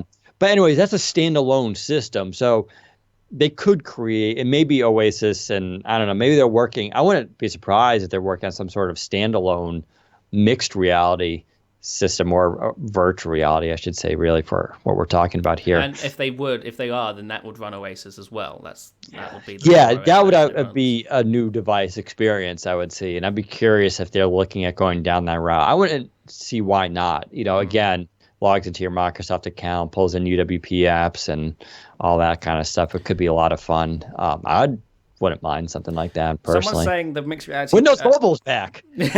Someone's saying the mixed reality packages on PC are called Oasis as well. So yeah, I wouldn't be surprised if they're already sharing common code between the Windows Core OS versions that run HoloLens 2 and the PC version that you can get today. So yeah, that's very, because like I said, like with GameCore, for example, I don't know enough about it to talk about it really, but from what we've heard from other reporters, GameCore has tie-ins with Legacy PC, with current Xbox, with next Xbox. It's all over the place. So I wouldn't be surprised if you could share components between Legacy, classic Windows and Windows Core OS as well, in the case for Oasis. Regarding Andromeda OS and Polaris, because those are the two that we've sort of talked about the most in the past. Those were the two that sort of kick-started this whole journey of Windows Core OS. And unfortunately, the news is quite sad. So I have mentioned this before, but to reiterate, Andromeda OS and Polaris are more or less on the back burner right now. Santorini's the sort of version they're pushing forward for these for laptops and these foldable PCs. Originally, Andromeda OS was going to be the foldable version of Windows Core OS, but that was a very specific experience tailored to digital journals for some weird reason. Now, I'm sure they could customize it for more device types as well, but in the iterations of Andromeda OS we saw, it was like a version of Windows that had like a digital journal as the background for the desktop. You ink straight onto it and stuff, flick between the pages and whatnot, and you ran apps on top of that, more or less. Very weird, but specific to Andromeda. And it would have been a great idea if Andromeda was pocketable. It would have been a pocket journal. It would have been fantastic. But Andromeda, the device itself, has sort of been put on the back burner as well in favor of these larger foldable PCs such as Centaurus, which run Windows Lite and Santorini instead. Polaris was a version of Windows Core OS that essentially mimicked Windows 10s. It looked like Windows 10s. It had like a familiar desktop with a start button in the bottom left, the start menu, action center, all that normal stuff, windowed programs. Except since it's running on Windows Core OS, it didn't have any of that legacy nonsense in the core. So any of the Win32 programs it would have been able to run would have been through this Win32 layer. And again, they've put this on the back burner as well because they've sort of decided that for Windows Core OS, at least for the time being, it should be for new experiences and new device types. There's no point trying to mimic existing Windows 10 and expecting people to just accept a lesser version of Windows, more or less. It wouldn't make sense to do it. That's kind of why Windows 10s failed. I think if Windows 10s was successful, then Polaris wouldn't have been put on the back burner. But since Windows 10s was more or less a failure, there was no point pushing this actual pure version of Windows 10s because nobody would accept it anyway, because they wouldn't accept a fake version that still had all the Win32 guts underneath anyway. So yeah, for now, those two on the back burner. Santorini more or less replaces Andromeda OS and Polaris for now. In the future, maybe Andromeda OS and Polaris will return. I don't know. But for now, that's basically everything Windows Core OS. Oh, yeah. I mean, I think we've mentioned this before that the safe route for Microsoft would be to build the larger foldable device, ride on that for a while, learn from that too, and then slowly bring it down to a smaller foldable device when the app ecosystem and the story behind it is a little bit more on firm ground. Because we've been talking forever, if they released a small foldable device with LTE connectivity that fits in your pocket, could technically make phone calls, people are going to be calling it a Windows Phone. By delaying this even further, which is not always, it's usually not a good thing, but they get more space between the death of Windows Phone, which, as you mentioned earlier, is coming up in the end of this year, which would be kind of funny. It gives them a little bit more space between that, but also allows that story to sort of mature and simmer a little bit. I would still love to see a foldable device, but we talked about last week's podcast about the Mate X and Samsung's new foldable devices. Super cool with plastic screens that don't support pen or inking, which to me misses the whole point. I mean, it's super cool to play a video game, and like there's a video going right now of someone playing a video game on half the screen, and then he opens it up and it instantly just goes and looks great. But okay, and it's like, what else can I do with that? I don't know. I'd still like to see Microsoft pursue this.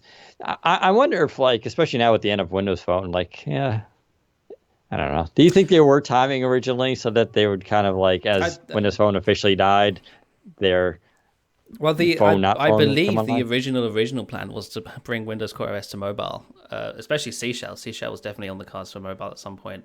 But then they sort of killed off the smartphone efforts. Yeah, I mean, it could have been. The timing hasn't lined up, obviously, but I'm sure that somebody internally was like, "Hey, maybe we should time it so Android OS ships just as Windows Mobile dies." But yeah, going back to the whole sort of bringing it to making it smaller, starting big, making it smaller. If Windows Lite ships and it isn't called Windows, say it's called Skylight, let's just assume, and that sort of simmers for a few years, and it proves pretty popular. Like, oh, people are buying these Skylight devices, great. And then in a few years' time, Microsoft comes out with a sort of smaller version, and it's like, hey, this is a Skylight phone. The Windows Phone thing is gone. No one worries about it anymore because it's now called Skylight phone. Skylight Go. Skylight Go, Skylight Phone, whatever. And now there's a whole new journey of mobile devices we can venture into without having to worry about the negative connotation that Microsoft has with Windows Phone, because it's not Windows Phone anymore. It's Skylight Phone, which, it is just a name. It is still Windows underneath. But for most people, the name is what matters, and nobody else will care. And it won't look like Windows Phone. It will look like Skylight, which has been on PCs forever now, and people love it. And now it's that same operating system. It's not a remade version like Windows 10 Mobile was. It's the same OS, just scaled smaller, because you can do that with Windows Core OS. It's a genius idea. Microsoft, do it. All right. Well, I think that about wraps us up. We're coming up just over an hour right now. So I know some of you guys have questions. I can see them in the comment section. We'll talk about those next. So, yeah, someone's asking, do you think Microsoft will ever start pushing Xbox game devs to UWP? No, Xbox has its own game development platform, which is way more powerful, I believe. So there's no reason to do that. But I wouldn't be surprised to see a shared gaming developer platform across PC and Xbox in the future. It may be called GameCore. We'll have to see. But yeah. Yeah. No, there's no chance for that happening. It's almost kind of the opposite, actually. So, sorry, UWP is not the solution for everything. All right, that wraps up for this episode of the podcast. Now, if you're listening to us live, you can stick around. We'll be doing some Q&A with us on Mixer.com and YouTube.com. Otherwise, this is where we leave you off. You can always catch us live, though, Fridays, 2:30 p.m. Eastern Time on Mixer.com/Windows Central. And otherwise, you can follow me on Twitter, Daniel_Rubino, and follow Zach at ZACBOWDEN, and ask us questions, comments, or slide into our DMs with any juicy Microsoft news. We'd always be appreciative of that. But as always, thanks for listening to us, and we'll talk to you next time. Take care, everyone. Wow. That was a lot of talking. So people have really got questions. Someone's asking again about the Andromeda and Polaris stuff. Could we do artistic recreations of it like we did with Santorini? I don't think there's any point. I'll look into doing it. I'll have to ask some people if I have permission to do it and stuff. But again, there's no real point in doing it. I can't base an article around it because who wants to see that? Here's a thing Microsoft isn't going to ship. It's not news. Well, actually, I say that. I did the Band 3 review and McLaren review and Surface Mini reviews coming soon. So maybe we'll see. We'll see. Yeah, thanks for Mike Ybar's in our chat room. Hi, Mike. And he shut down the UWP thing. No. It's a complicated discussion, but UWP is just not powerful enough for not currently. The gaming stuff. Yeah, and the game industry is very tough. You can't. People don't want proprietary. They like to Win32, and there's already a lot of tools out there that they know. I will say this: Microsoft is making it easier for game developers to build cross games between Xbox and PC. They're not abandoning. That's not an idea they're abandoning. It's just that I don't think UWP will be the platform for that. Yeah, I mean, I think the goal is you keep pushing down this route of making 4K games and HDR and just like. And things, something like the Xbox One X, whatever supersedes it, can handle those.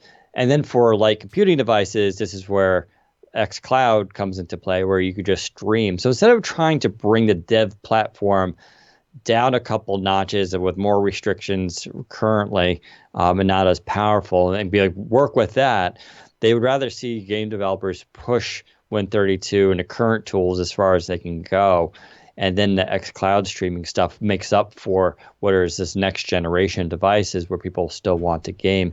I think for the most part that's kind of fine. I mean, there's no chance I'm really playing Call of Duty on an airplane. I don't know. Maybe where I don't have connectivity is my point. Maybe some people do that. I've never really tried. I think you always.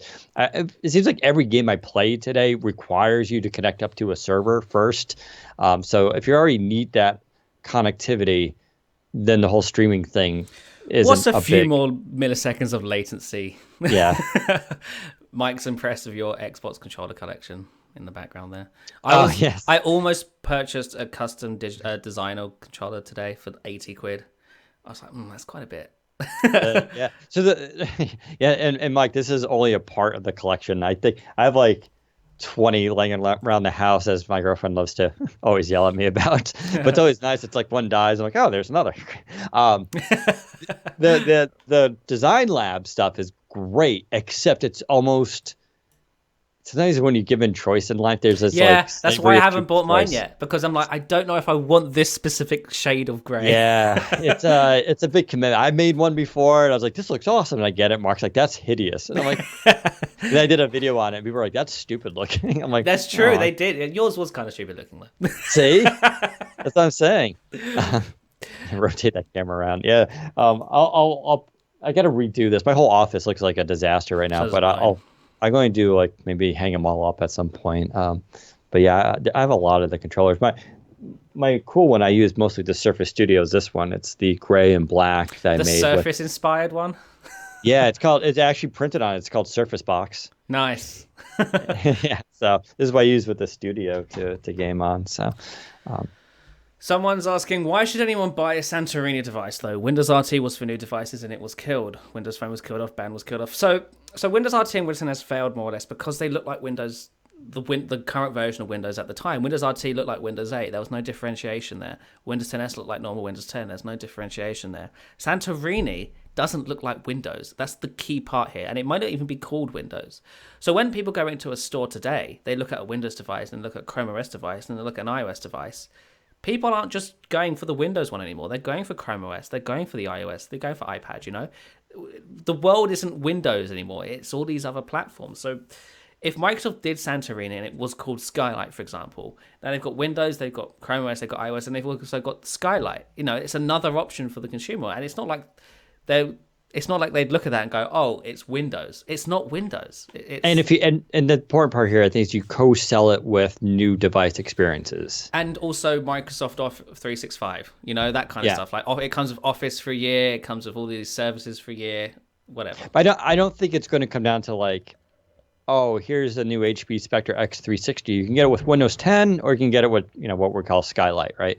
Like that's not going to be the case. I think you're going to have like new hardware, like new really thin laptops, maybe Windows on ARM stuff, and it's going to be more efficient and going to create radical new designs and dual screen stuff, and that's where. So you're going to see that new hardware. You're like, oh, that looks really cool, and then the OS with it. They're not going to give you that like sort of choice. Like, do I want Windows 10 Pro or Windows 10 Home? Like, some people have to make that decision, right?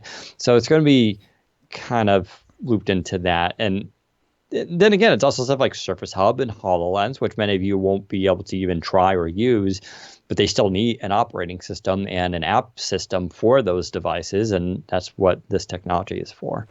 Someone's saying, sorry, the point was more, why should someone trust that Microsoft will keep it going and not shut it down if it doesn't take off? And my response to that is, well, you can't if that's the case. You have to just believe in it. I will say this. This Windows core stuff, this whole idea of like this modular base, Santorini, Windows Lite, etc. This was born in the Satya Nadella era. This wasn't a thing beforehand. It survived Terry Myerson leaving. Somebody at Microsoft who's high up believes in this idea. They're pushing for it. Satya hasn't yet killed any of the products that were started under him. The only things he's killed are all the things that were started under the Ballmer era, more or less. Think about it, right? Windows Phone, Band, or all of that. It was all Ballmer, more or less. Satya's yet to kill a product that was started or given the green light under his supervision. It's true. I don't know why people keep forgetting that, or they know it and they just ignore it. But it's like a big deal. I mean, they're committing now to projects that they know have a huge chance of success. And it's not so much that they're taking less risks. It's still a big risk, but they're more conservative at doing their homework and making sure what they're going to do is going to be something that's new, different, push the category forward, and something that can continue.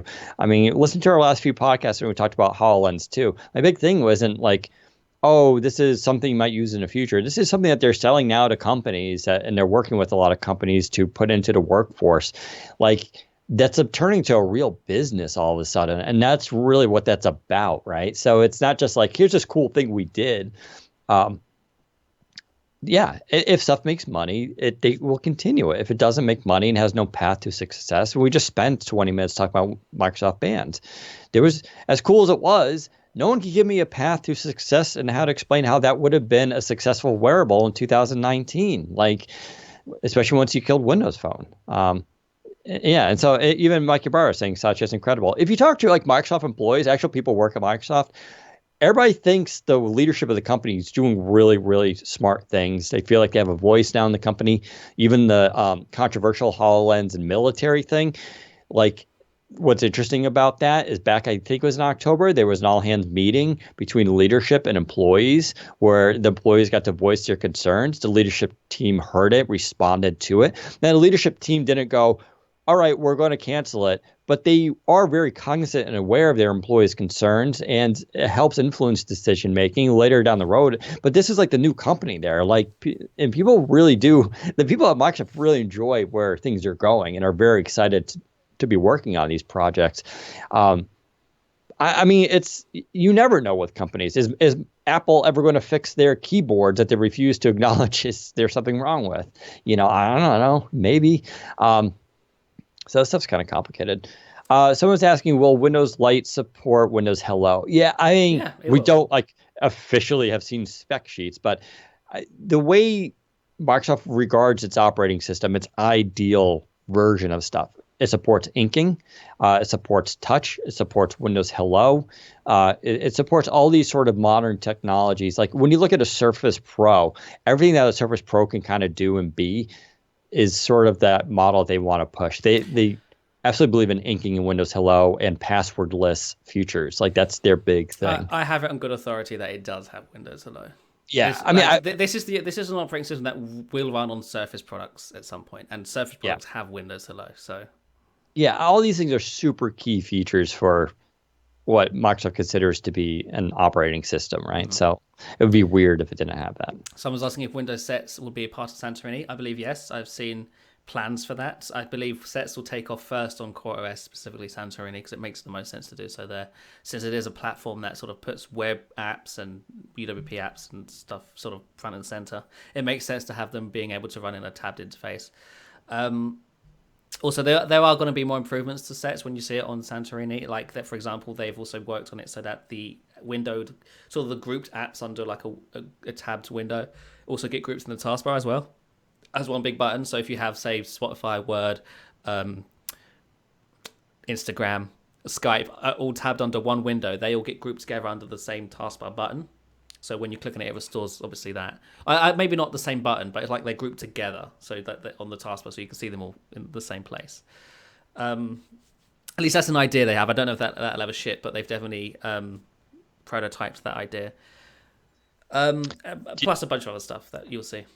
Do you think Microsoft will do a Surface Book refresh this year? We don't know 100%. Leaks haven't really come out too much. They just are apparently about to refresh the Surface Book 2 and update its Core i5 processor, finally from dual to quad core, which is actually a really nice thing. It's kind of weird it took that long.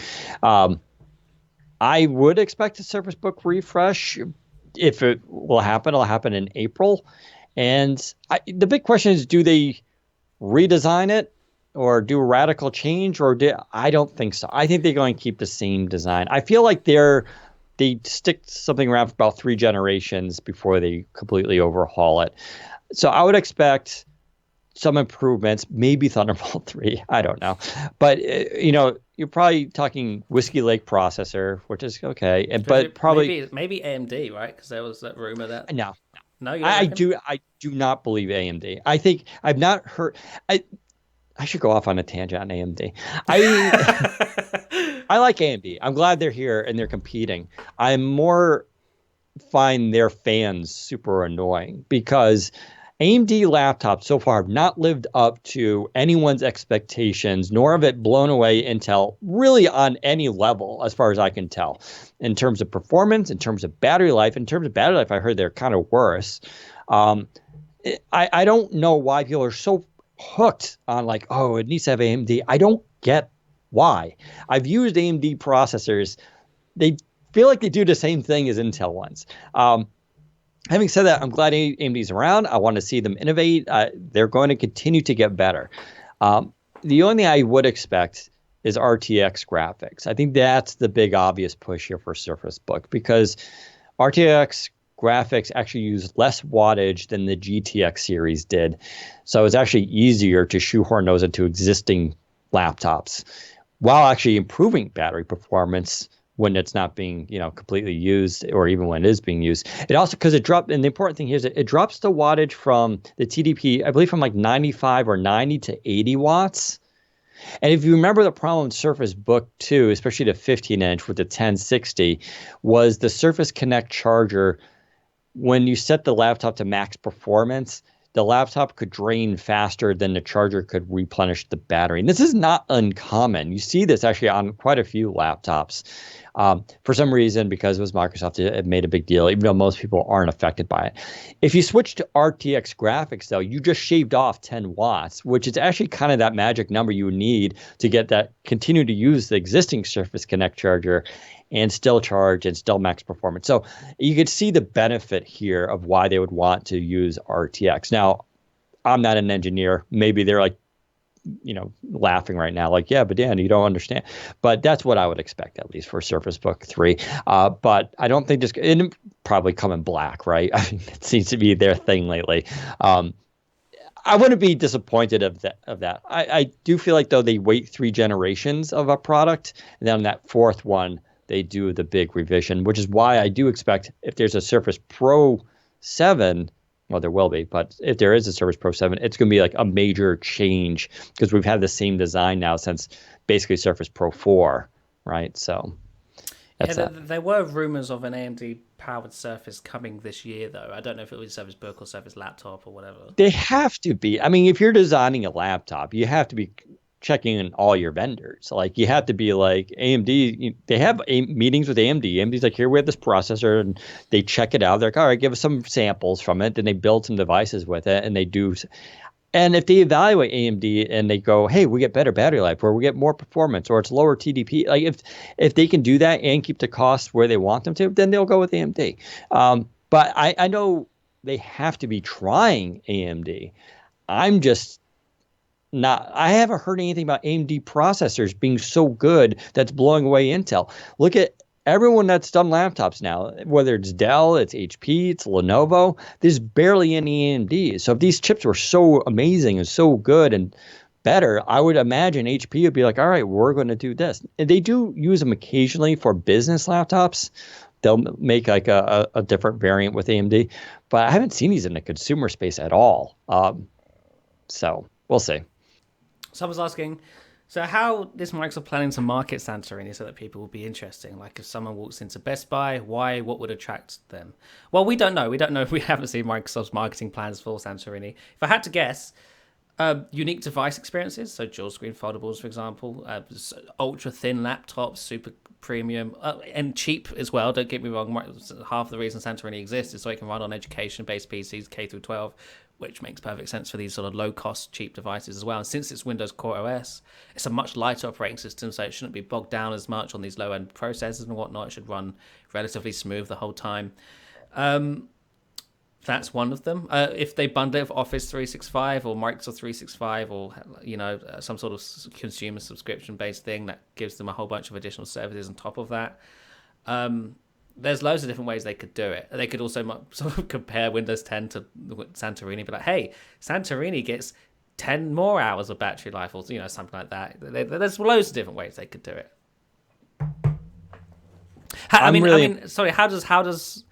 how does Google market Chrome OS to someone going into a Best Buy to buy a laptop? They do run commercials here for Chrome OS, and how they position it as anti-Windows. They're like, no viruses, all-day battery life, which is kind of nonsense.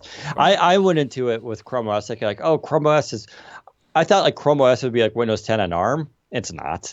It's Chrome OS running on an Intel Core i5 or i7 is basically the same as Windows running on a Core i5 or i7. You're getting the same amount of battery life. But they position it that way. It's like the simpler and virus-free. Oh, it won't crash. And you don't have to like reboot it. Well, there you go. So that's the exact same they can do for Santorini, because that's exactly. all part of it. That's virus-free, much lightweight, much more simple for users. And actually, the irony is it technically has, I think, a better app ecosystem. I know people are going to say, well, Chrome OS, you can run Android apps. But, I've said in the past, like, I have a Chromebook. Like, I'm not, like, sitting here installing a dozen phone apps onto my laptop. It doesn't make sense. I don't need to use, like, Snapchat on my Chromebook. Like, it's kind of weird. But Microsoft has a more robust app ecosystem with UWP, which is actually at this stage, I would say, more developed than what Chrome OS can do for its native app system. And plus, they have all the major services. If you think about, we've said this before, Office, Skype, To Do, OneNote, all of Microsoft's core services, Teams, all that stuff would run on there. It's like it's the majority of what people are using. And you throw in a browser, it's powered by Chromium, and then you get all the plugins and all that. That's kind of what people want. It's just a Microsoft take, but you're going to get the Windows Hello stuff. I mean, the inking. I have inking on a Chromebook. It sucks. It's not that good. Again, the technology that Microsoft has sunk into inking is way ahead of a lot of people. Apple's is really good too, I would say. But now you're talking like an iPad, and you get those trade-offs with that. But the Windows Hello thing is really good. I have to type in a password on my Chromebook every time, and it sucks. Typing in a password is so stupid now because everybody tells you, your password should be 20 random digits that you can't memorize, and then you should have 2FA. So imagine like every time you log into a laptop, it forces you to use a stupid password, which is now a security risk. This is why Windows Hello is amazing. I know some Chromebooks have fingerprint readers. But I'm saying mine doesn't. So, there's a lot of, I don't know. You and Zach and I think, are in agreement here. We want basically the beauty and elegance of an iPad married together with Microsoft. So if they can do that, I'm happy. Mm-hmm. Yeah, like I said, like however Chrome OS is marketed, Microsoft can do the same there, because they compete directly with each other, and they both offer the same benefits over legacy Windows 10. Faster updates would be a big one, right? Oh, guess what? That Santorini, 10-second updates. Nice. It's like, that's way better than Windows 10 with its 25-minute updates. So someone's bringing up again, Chrome OS supports Android apps. So I hear this from a lot of people, but I'm not convinced a lot of you are using it. Like, I think you've read this on the internet, and you're like, oh, but you could do it, so it's got to be awesome. I'll tell you what. So here's the perfect. This is how great it is on Chrome OS. So I have a Chrome OS tablet over there. Russell Hoddy from Mobile Nations gave it to me when we was at MomoCon. I set it all up. I was like, all right, I'll go and download OneNote from the Android App Store on the Chrome OS tablet. It sucks. It sucks so much that I use the web app on it, and it works way better. Because that's just how it works. Like, the Android apps, they're there, and sure, it makes sense on things like Spotify maybe, and Twitter, but that's more or less it. Like, the web apps in most cases are way better because they're much smoother. Like, inking into OneNote on the Android app is a laggy experience because it has to sort of transfer that. But on the web app, it's pure. It's buttery smooth. I mean, I don't want to trash Chromebooks. I think they've come a long way. And the reason I have the Samsung one is I think the Samsung, for its price tag, is one of the better ones. But then it starts getting to this weird thing, right? It's still running a Celeron processor. A Celeron processor. How many of you are going to tell me right now you want a device with a $500 laptop with a Celeron processor? I freaking dare you to tell me that. But then as soon as you start going to the Core i3s and the i5s and the i7s, this magic thing happens, which is the price dramatically shoots up. So now you're going up into the $700,000, $800,000, $900,000 price range. And then it starts to become like, wait, why am I buying a $1,000 Chromebook? Where now, like, you can't, like, okay, it's faster. So that's nice. But, and but you can't really you can't do much with that processor, right? So it becomes weird. It's the same kind of thing with the iPad right now. The iPad Pro is like super amazing hardware, and it's like the fastest, architecture around for ARM. It's like, it's true. I mean, in the displays, but then it's like, what are you using all that power for to like run these little phone apps? It's a shame, because it's sort of like, the iPad Pro could do way more than it's capable of doing, but it's hampered by its operating system. I mean, you can't even use a mouse on it. It's ridiculous.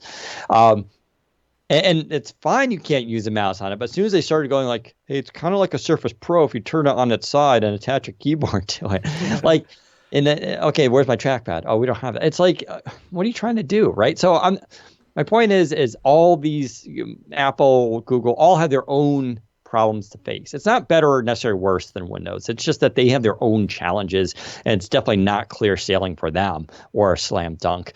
Because I think when I see a lot of people like, should I get a Surface Pro or an iPad? It's like, those are really vastly different devices. I get they both go onto their sides and they look like similar devices, but they're radically different. And each one excels at its own, and each has its flaws too, right? If you want better battery life and portability, I would say the iPad is better, but the Surface Pro is going to let you do way more. So I don't know. It's everybody's facing these issues. Do you have any news about Windows Core OS for Windows Server Azure or Azure? No, I don't. So there is a version of Windows Core OS for IoT. Maybe there's a play there somewhere. I don't know. I don't know anything specific about a server edition of Windows Core. I don't think it's necessary because, okay, I mean, maybe down the line, but like I said, I haven't heard anything specific right now. So you say Microsoft employees love Nadella, but what good is that if that doesn't translate to consumer happiness? So you're mistaking consumer happiness for fan happiness, and not only that, you're confusing that further with Windows Phone fans, more or less. And that with necessarily the goals of Microsoft, which is for computing, not necessarily to please Apple. Consumers. Yeah, Microsoft isn't the next Apple. They were trying to be at one point, don't get me wrong. When Ballmer was in charge, they were definitely chasing down that path. Mm-hmm. Satya's in charge. It's a different company now. Microsoft isn't about any of that anymore. And people just need to, I say people, the few people who are still trying to hang on to that idea need to accept that this isn't what Microsoft is trying to achieve. They're not trying to build the next iPhone. They're not trying to build the next consumer platform. They're here to make money, and they're here to build awesome products for people who need them. Enterprises being their number one customer. If you don't like that, there are alternative companies for you to go and support. Google's there, Apple's there, and that's it. There's no one else. So yeah, like I said, Microsoft is doing the best it can. Like I said, Santorini, I'd argue, is a very consumer-focused effort. Xbox is consumer focused. They're doing pretty well as well. Microsoft is still doing pretty well, and like I said, consumer happiness for Microsoft hasn't really changed. People don't look at Microsoft and think, "Oh, that's a terrible company." They don't think that anymore. That maybe in 2005 that was the opinion, but not 2019. In 2019, most people look at Microsoft and go, "Oh yeah, Microsoft. I know about Microsoft." And then they go back to using their iPhones and use Outlook on iPhone because Outlook's way better than any other email client on iPhone combined. So, Microsoft is in people's lives through services these days. Yeah, here's a sorry, but this is kind of a trashy comment. Nadella is a coward. On his watch, Microsoft is doing more tiptoeing around trying not to offend people or trying not to bring too much attention to the company as opposed to being groundbreaking. Didn't Microsoft just sell HoloLens to like military people and stuff? Yeah, like did you not see HoloLens 2? Everything about that was groundbreaking. Like, I think we're so spoiled these days, we just take like these things for granted. As far as tiptoeing, like, all CEOs of major corporations are trying to be inclusive. That's okay. Like, being inclusive is okay. If they have what, 80,000 employees now, 90,000, I forgot what the number is. I think it's 100,000. Yeah, if those 100,000 employees are like really happy working at their company, and you talk to them, they're all like, think that's the best company ever, and their stock for the last 20 quarters, I think it was, the 16 quarters, I forgot the exact, kept beating Wall Street expectations. And you just go into, Cortana or Google, whatever, and type in Microsoft stock, go 5 year and watch that, look at that. Then you go read all how Forbes and all these other companies are all calling Nadella basically one of the best CEOs around right now. You look at the mind share. We've posted the news story about consumer satisfaction with Microsoft has gone nothing but up, up, up. So I get there's salty Windows Phone fans here who think the world revolves around them and that everybody thinks the same way, except for the world from 2014 basically gave up on Windows Phone. You're just still living in this weird past and still holding a grudge because, sorry, you're kind of weird at this point. But you look at all the metrics around Microsoft and what Nadella has done, and this idea that like he cares that you think he's a coward has no water. Like, what does your comment have to do with the fact that their stock is doing well, their companies are happy, they're breaking new ground, everything's successful for them. All their businesses are doing very well, including Windows is now stabilized as well. And then you have like companies out there reporting on CEOs saying like he's one of the best CEOs around and has really turned around the company. He's going to look at your comment and be like, oh, this guy thinks I'm a coward. Try to do his job and turn around that company like that. Ballmer basically, I like Ballmer. We all like Ballmer. Ballmer had some issues as the company. Steve Sinofsky was not the best guy for Windows. He saved part of Windows and then kind of ruined it. So like, I don't know. I think when you talk to real people in this industry and not just people in comments, you get a very different perspective of here where Microsoft is. And so I find it a little ridiculous that people think he's not a good CEO. So the same commenter is saying that you guys are talking about things that stand a good chance of being cancelled. Why do they stand a good chance of being cancelled? I've already said this. The things Satcher has killed off were things that started before his time, things that weren't working. Windows Core OS hasn't even started shipping yet. This was greenlit under Nadella. This isn't, Nadella was like, oh, let's do this. This is his idea. Like I said, Satya Nadella is yet to kill anything that he started. So why does this stand a good chance of being cancelled? I don't understand.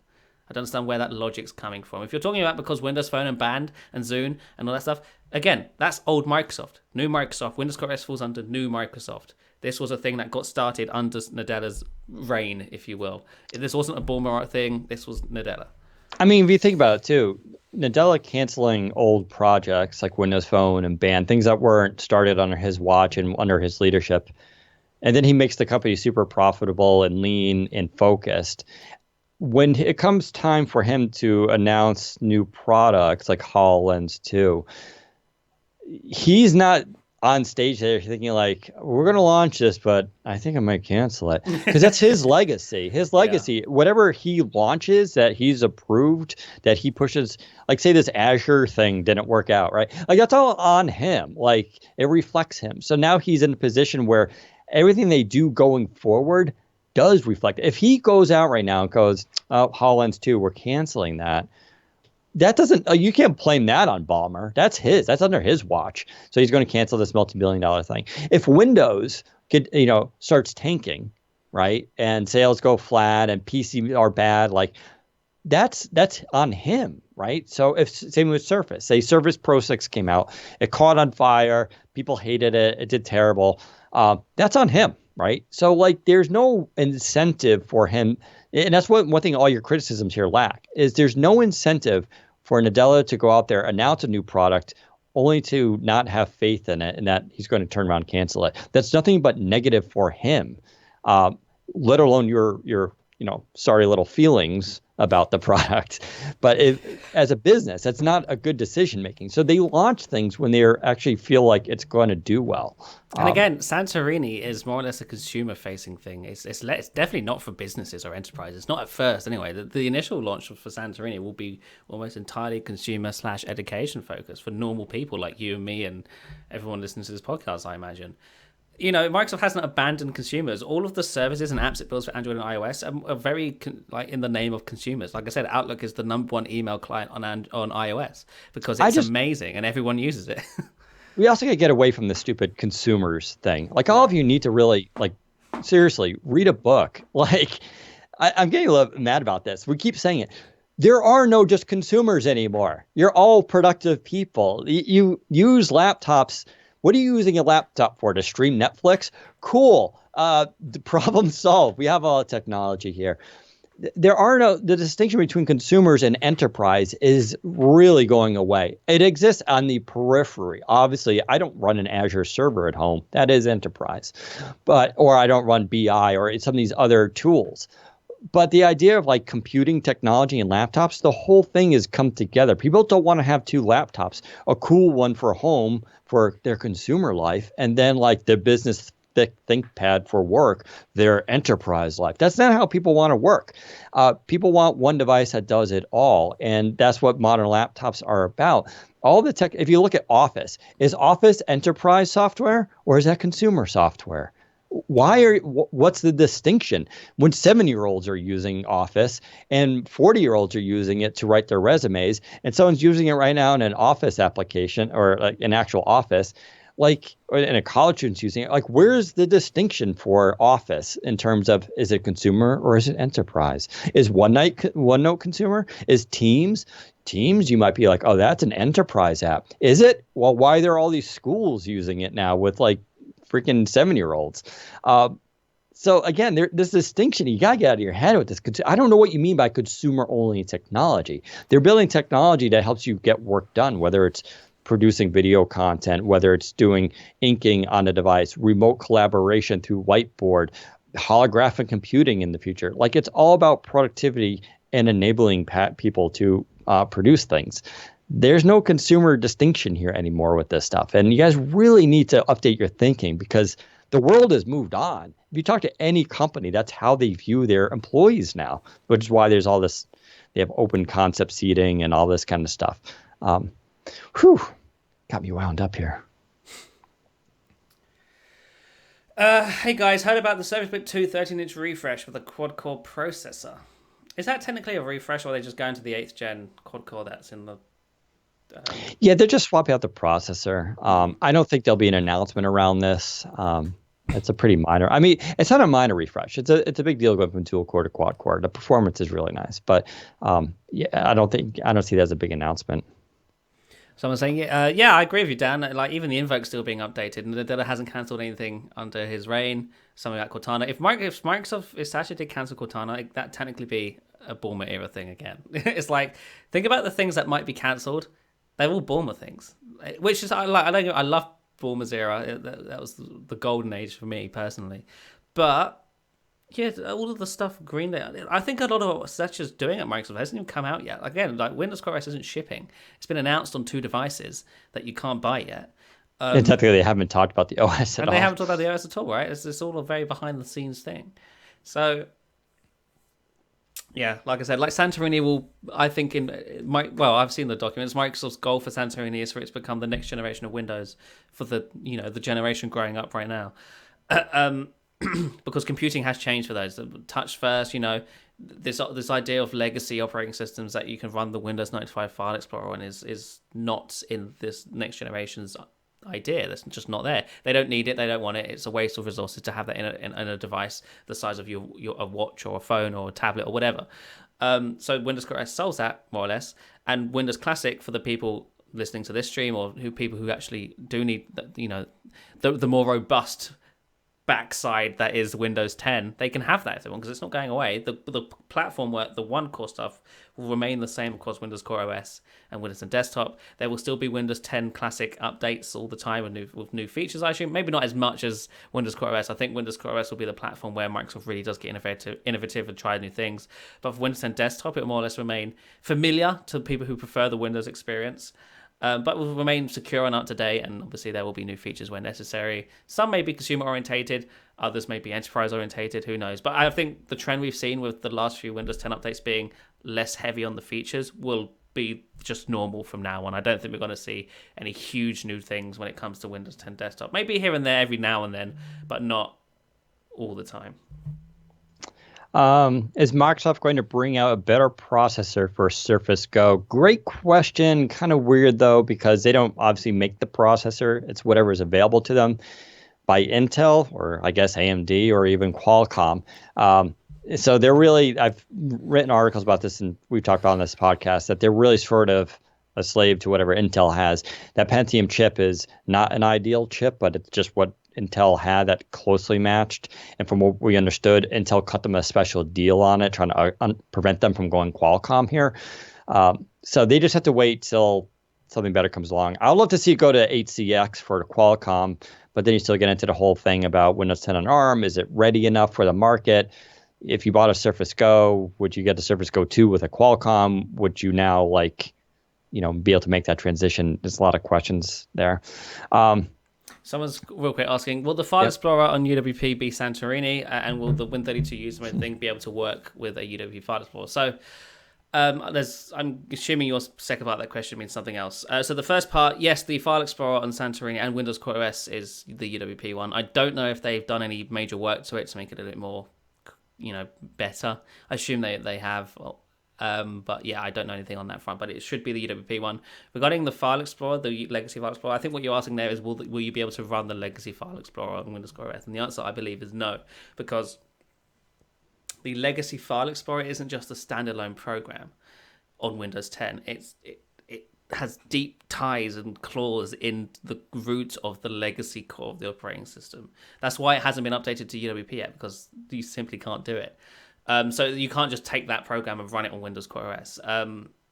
So yeah, I don't think we'll see that, because the core of the operating system won't have a lot of those legacy components and APIs that are required for that legacy File Explorer. So one, the layer, the Win32 layer that they were talking about, is more for the most common, like Spotify, like standalone Win32 programs, Spotify, maybe even legacy Office. I don't know how that was going to work, but those kind of programs, Spotify, Slack, those kind of programs. Going back to Nadella. Well, what about all the layoffs? It's kind of unfair just to praise Nadella, but think about all the people who lost their job. Listen, anytime there's layoffs, it's terrible. I mean, you never want to see people getting laid off.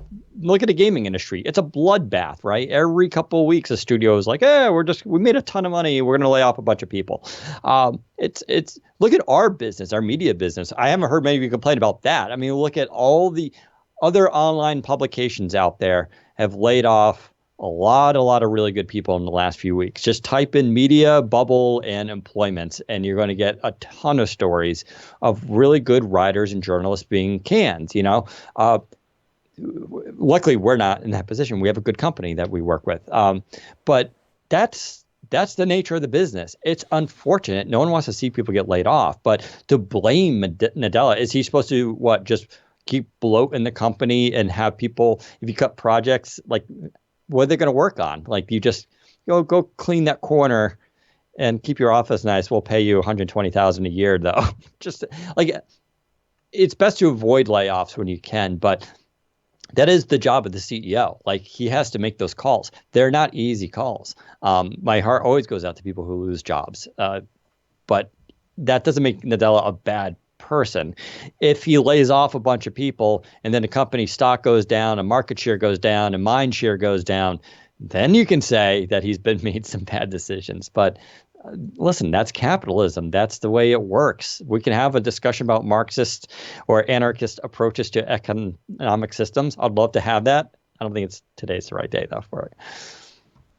Talking about Explorer, IE also has deep ties and is the only tool for some SharePoint features. How will this develop when IE goes and Anaheim will be the only browser? So for Windows Classic, I don't think IE is going anywhere. It'll always be like a thing that enterprises can use if they need to. Anaheim I believe, will replace the Spartan, if you will, the current version of Edge. But I think IE remains. IE definitely isn't coming to Windows Core OS, though. If there's SharePoint features that you need to run on Windows Core OS, don't buy a Windows Core OS device. I don't know. Yeah, I assume that there might be some kind of compatibility mode for Anaheim, because Anaheim will run on Core OS, I believe. Yeah. I think someone was asking too. Do we think that they should release Windows Core OS to like legacy devices to help jumpstart it? I mean, it would only be sure. Maybe they might do that for previews, right? There might be like a list of supported devices that you can download at like an FFU or whatever to restore onto those devices. Imagine you can download it through the store. I mean, in theory, I don't see why that couldn't. You could do it with couldn't Linux. Upgrade it. You couldn't. There's no. I don't think there's no direct path. They could upgrade the OS through the store as an app. You can't. There's no direct path from classic Windows to Core OS because it changes partitions and stuff. There's a lot behind the scenes that it changes. They're going to containerize it. But then it'd be running on top of Windows Classic in a VM, more or less. So you can run Windows within Windows. You can run Linux within Windows. Why not run Windows Core OS in Windows? I don't think that's the thing that they're going to do. Maybe. I mean, I doubt it though. I don't think they're going to do it. I'm saying I think they could do it if they wanted to, but I don't think they'll do the legacy thing because I think it would require like as Zach said, the partitioning. Like you're going to go into like command line stuff now and having to like. It could get really complicated where I think even things like the Insider program, they try to keep it like literally click a button, reboot, try to keep it simple. If the Insider program required you to do your own partitioning of a disk and install and dual boot, like the Insider program would be way smaller. Yeah. So like I get the idea behind it, but this is where Zach has speculated in the past that at Build, maybe they may hand out light devices that run Windows Core OS. I mean, you think about it, it would be not expensive for them because I presume the hardware required to run Windows Core OS, the requirements would be a lot less than Windows 10. You don't need like a Core i7 or 16 gigs of RAM. So they could do that. That's probably the smart way to do it, I think. Get it into the hands of developers with new hardware. I don't think they need to get it into consumer hands, right? I don't think that's as important. I think you give it to developers to work with first and go from there. Okay, a couple more questions, and then we're going to say goodbye for another week, as it's getting late here. So, Windows 10 Desktop keep live tiles. I don't think there's any plans to remove them anytime soon. So, yeah, I think they'll stick around. But from what we've seen, Santorini doesn't have them because it doesn't make sense for them to be there. Yeah, it sounds like they're just sort of they're just rotting out their time right now. Again, like I said, because I mean, we've definitely seen it now. Mixed Reality doesn't have live tiles. It has tiles, but they're not live. HoloLens doesn't have live tiles. Like HoloLens, you just sit there, you're just staring at your tiles. Oh, yeah, it's weird, right? HoloLens doesn't have live tiles. Xbox doesn't have live tiles. Again, they have the tile sort of design. They're not live. Santorini doesn't have live tiles. The only platform that still has them is desktop. Now, I'm not saying they're going to pull them, but I'm just saying that's the state. I think. Yeah, I'm curious. We should ask around about that at Build. It's because the term here would be like deprecated, which means it's not like they're there, they're kind of supported, but they're not being developed any further. I think what we're going to see is we're going to see the Edge start page become the hub of the PC, like all of the things going on your device, the recent documents, recent activities, notifications, all that kind of stuff will be in the Edge start page. I think because there's a thing called Web Shell they're working on, which sort of incorporates a lot of that for Santorini, and I wouldn't be surprised if that comes to desktop as well for Anaheim or whatever. I feel like we're getting a lot of mixed messages about Cortana's future. Do you know if they have any plans for her, or should I just switch? Mixed messages is the correct term because we've, for weeks and then there'll be nothing, and then there'll be like a new update with a brand new user interface that looks like there's been a ton of work put into it. Or the Android app, which just got updated to 3.2, which has that new slide-in screen design, which looks really nice, actually. I've actually been using it. Mixed messaging. Zach and I have said that they should really talk about it at Build, or at least sort of give a vision of Cortana. I really like to see them do a visions video again. Like they haven't done those since I think 2012, but where they kind of show where things are going. But just to see like what they think of what Cortana will be like in 2 years, or how they even envision, and even if they, just AI in general working on that. And I'd love to see a little bit more of that. And going back to, Zach's mock-ups, you don't really see Cortana there. That doesn't mean it's not there. It just means we don't know. So it would be nice to have the company clarify that. But I've said in the past that what powers Cortana is basically AI and machine learning. That is like one of their main avenues of focus and research and everything. All Cortana is the front end of that. So like they can't give up on AI machine learning. Like that is the future of computing right there. So I for me, in Cortana is how you interface with that onto your operating system. So I don't really see how they get rid of it. But there's definitely, we spent hours talking about that, right? Someone's asking, is there a notification center in Santorini? I believe there is, and I've also seen plans for having Cortana in there. I believe there is some live code that actually works internally as well for that. Regarding the concept, there's no action center button because there's different places where they're sort of toying with that idea. So I didn't want to put it anywhere because it might be different by the time it ships. So the whole point of that concept, anyway, by the way, was just to give you an idea of the design and sort of how things look and our position, like the taskbar. The fact that it uses the light theme. The only time I've seen the Windows Light is with light theme. Like, I'm sure it has a dark theme, but by default it's set to light theme. And that simplified start menu. There's way more to it, obviously. There's like the whole tabbed sets thing. It's very gesture based. It's very fluid. Like the animations are connected and stuff. It makes a lot more sense. But yeah, obviously we're not going to spoil the whole thing because A, I can't animate, and B, there's more to it even that we don't know. There's still more to Santorini that we don't know. So hopefully they announce it at build. Most of you, if you're listening and you're not planning to announce Light at build, change your plans and do it. Just do it. Yeah, there's definitely two ways. They're going to talk more about it. I know. I've got. Yeah, but are they going to talk more about Light, or are they going to talk about HoloLens 2 OS? That's the question. I can't see them doing a whole lot on the HoloLens 2 OS. Because I think there's stuff there, but I think it's part of the bigger picture. I feel like that'd be a very short talk. Because Windows Core, I mean, for the OS on HoloLens, it's pretty basic. Like the OS is it's a start menu, right? That's kind of about it. It's all the APIs that allow you to do all the app development. It's the apps you run on HoloLens. It's funny the thing about HoloLens, if you think about it, HoloLens is basically all it does is run specialized holographic apps. It has a start menu and everything, and you have those kind of things. But that's its main purpose is you just run specialized apps on it, which is why we've said in the past, if we gave you one, you wouldn't know what to do with it. It's like, okay, you have a floating Spotify but there's no tools there for you. I think they're going to talk a bit about it. It's just whether it's how they do it. Do they announce it on stage? Do they just have they keep it subtle? I don't know how they can announce Windows Core OS as a thing, because it's mostly internal facing, right? I think they can easily, because they get on stage to talk about Windows IoT. And did they talk about one core on stage? I guess they did. Yeah, of course. Yeah, they talked about one core. I feel like they could just get on stage. Here's our vision for future computing. We see this being used in multiple devices. In fact, you've already seen it in a few of our devices, like HoloLens 2 and Surface Hub 2 are running it. And we're looking to bring this OS to other new computing experiences in the future, starting in 2020. We believe in this new. See, I can totally do this. Microsoft, hire me. I need to be the Major Nelson of Windows. Give me his side job. I'll be doing the little YouTube stuff. It's cool. Just don't ever fire me, Nadella. Once you've got me forever. Yes, that's right. Anyway, I think that's enough. Well, one last question, because this guy's asked 100 times.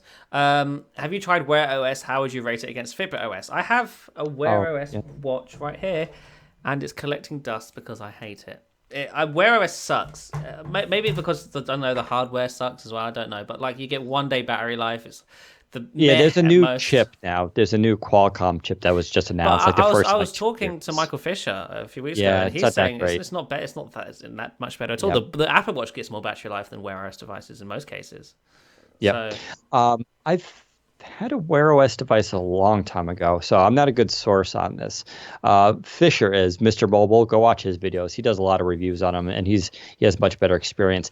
The reason I haven't gone out and bought one, because they look cool, and I get the immediate appeal. They look nice. Is that the reviews for them have been generally kind of mixed. Zach points out also the battery life. For me, also it's about fitness, which is why I like Fitbit. I mean, Fitbit is primarily, I've always told people this, it's if you want to exercise, you want to get back into exercise, you already exercise, or you're just curious about your health, and you want some weird kind of smartphone stuff. The notification stuff is actually really, really nice. So that's why I stick with Fitbit, because when it comes to health, nothing beats this, in my opinion. Just there's nothing close. In the Android Wear stuff, it's just not as good for the gym. I like being able to see my workouts, share my stuff. I have the leaderboards with steps and all this. It's I just find it better. So that's why I don't feel like. But every time the new Wear OS comes out, the new Samsung watches, I'm like, well, those aren't even Wear OS, aren't those? Are Tizen, I think. Yeah, that's Samsung's own thing. Yeah, so I get the appeal of them. The Fossil one looks really nice. And yes, Fisher the Fossil just one does look nice. Yeah. Yeah, and Fisher just reviewed that, so go watch his review. He gives a really good summary and the pros and cons of it, I think. Didn't Fitbit just come out with a new Versa, the Versa Lite? We were Versa just Lights. talking about how Light's a terrible brand name. But Yeah. yeah, there's now a Light Versa, which I might buy actually because my Versa's kind of all scratched up and gross now. So Yeah. yeah. Anyway, that's it for this week. Thank you very much for tuning in, guys. We should be back next week, same time, same place. Follow us on Twitter. We'll keep you updated on when and where we are live. Until then, thank you very much for watching, and we'll shall see you in the next one.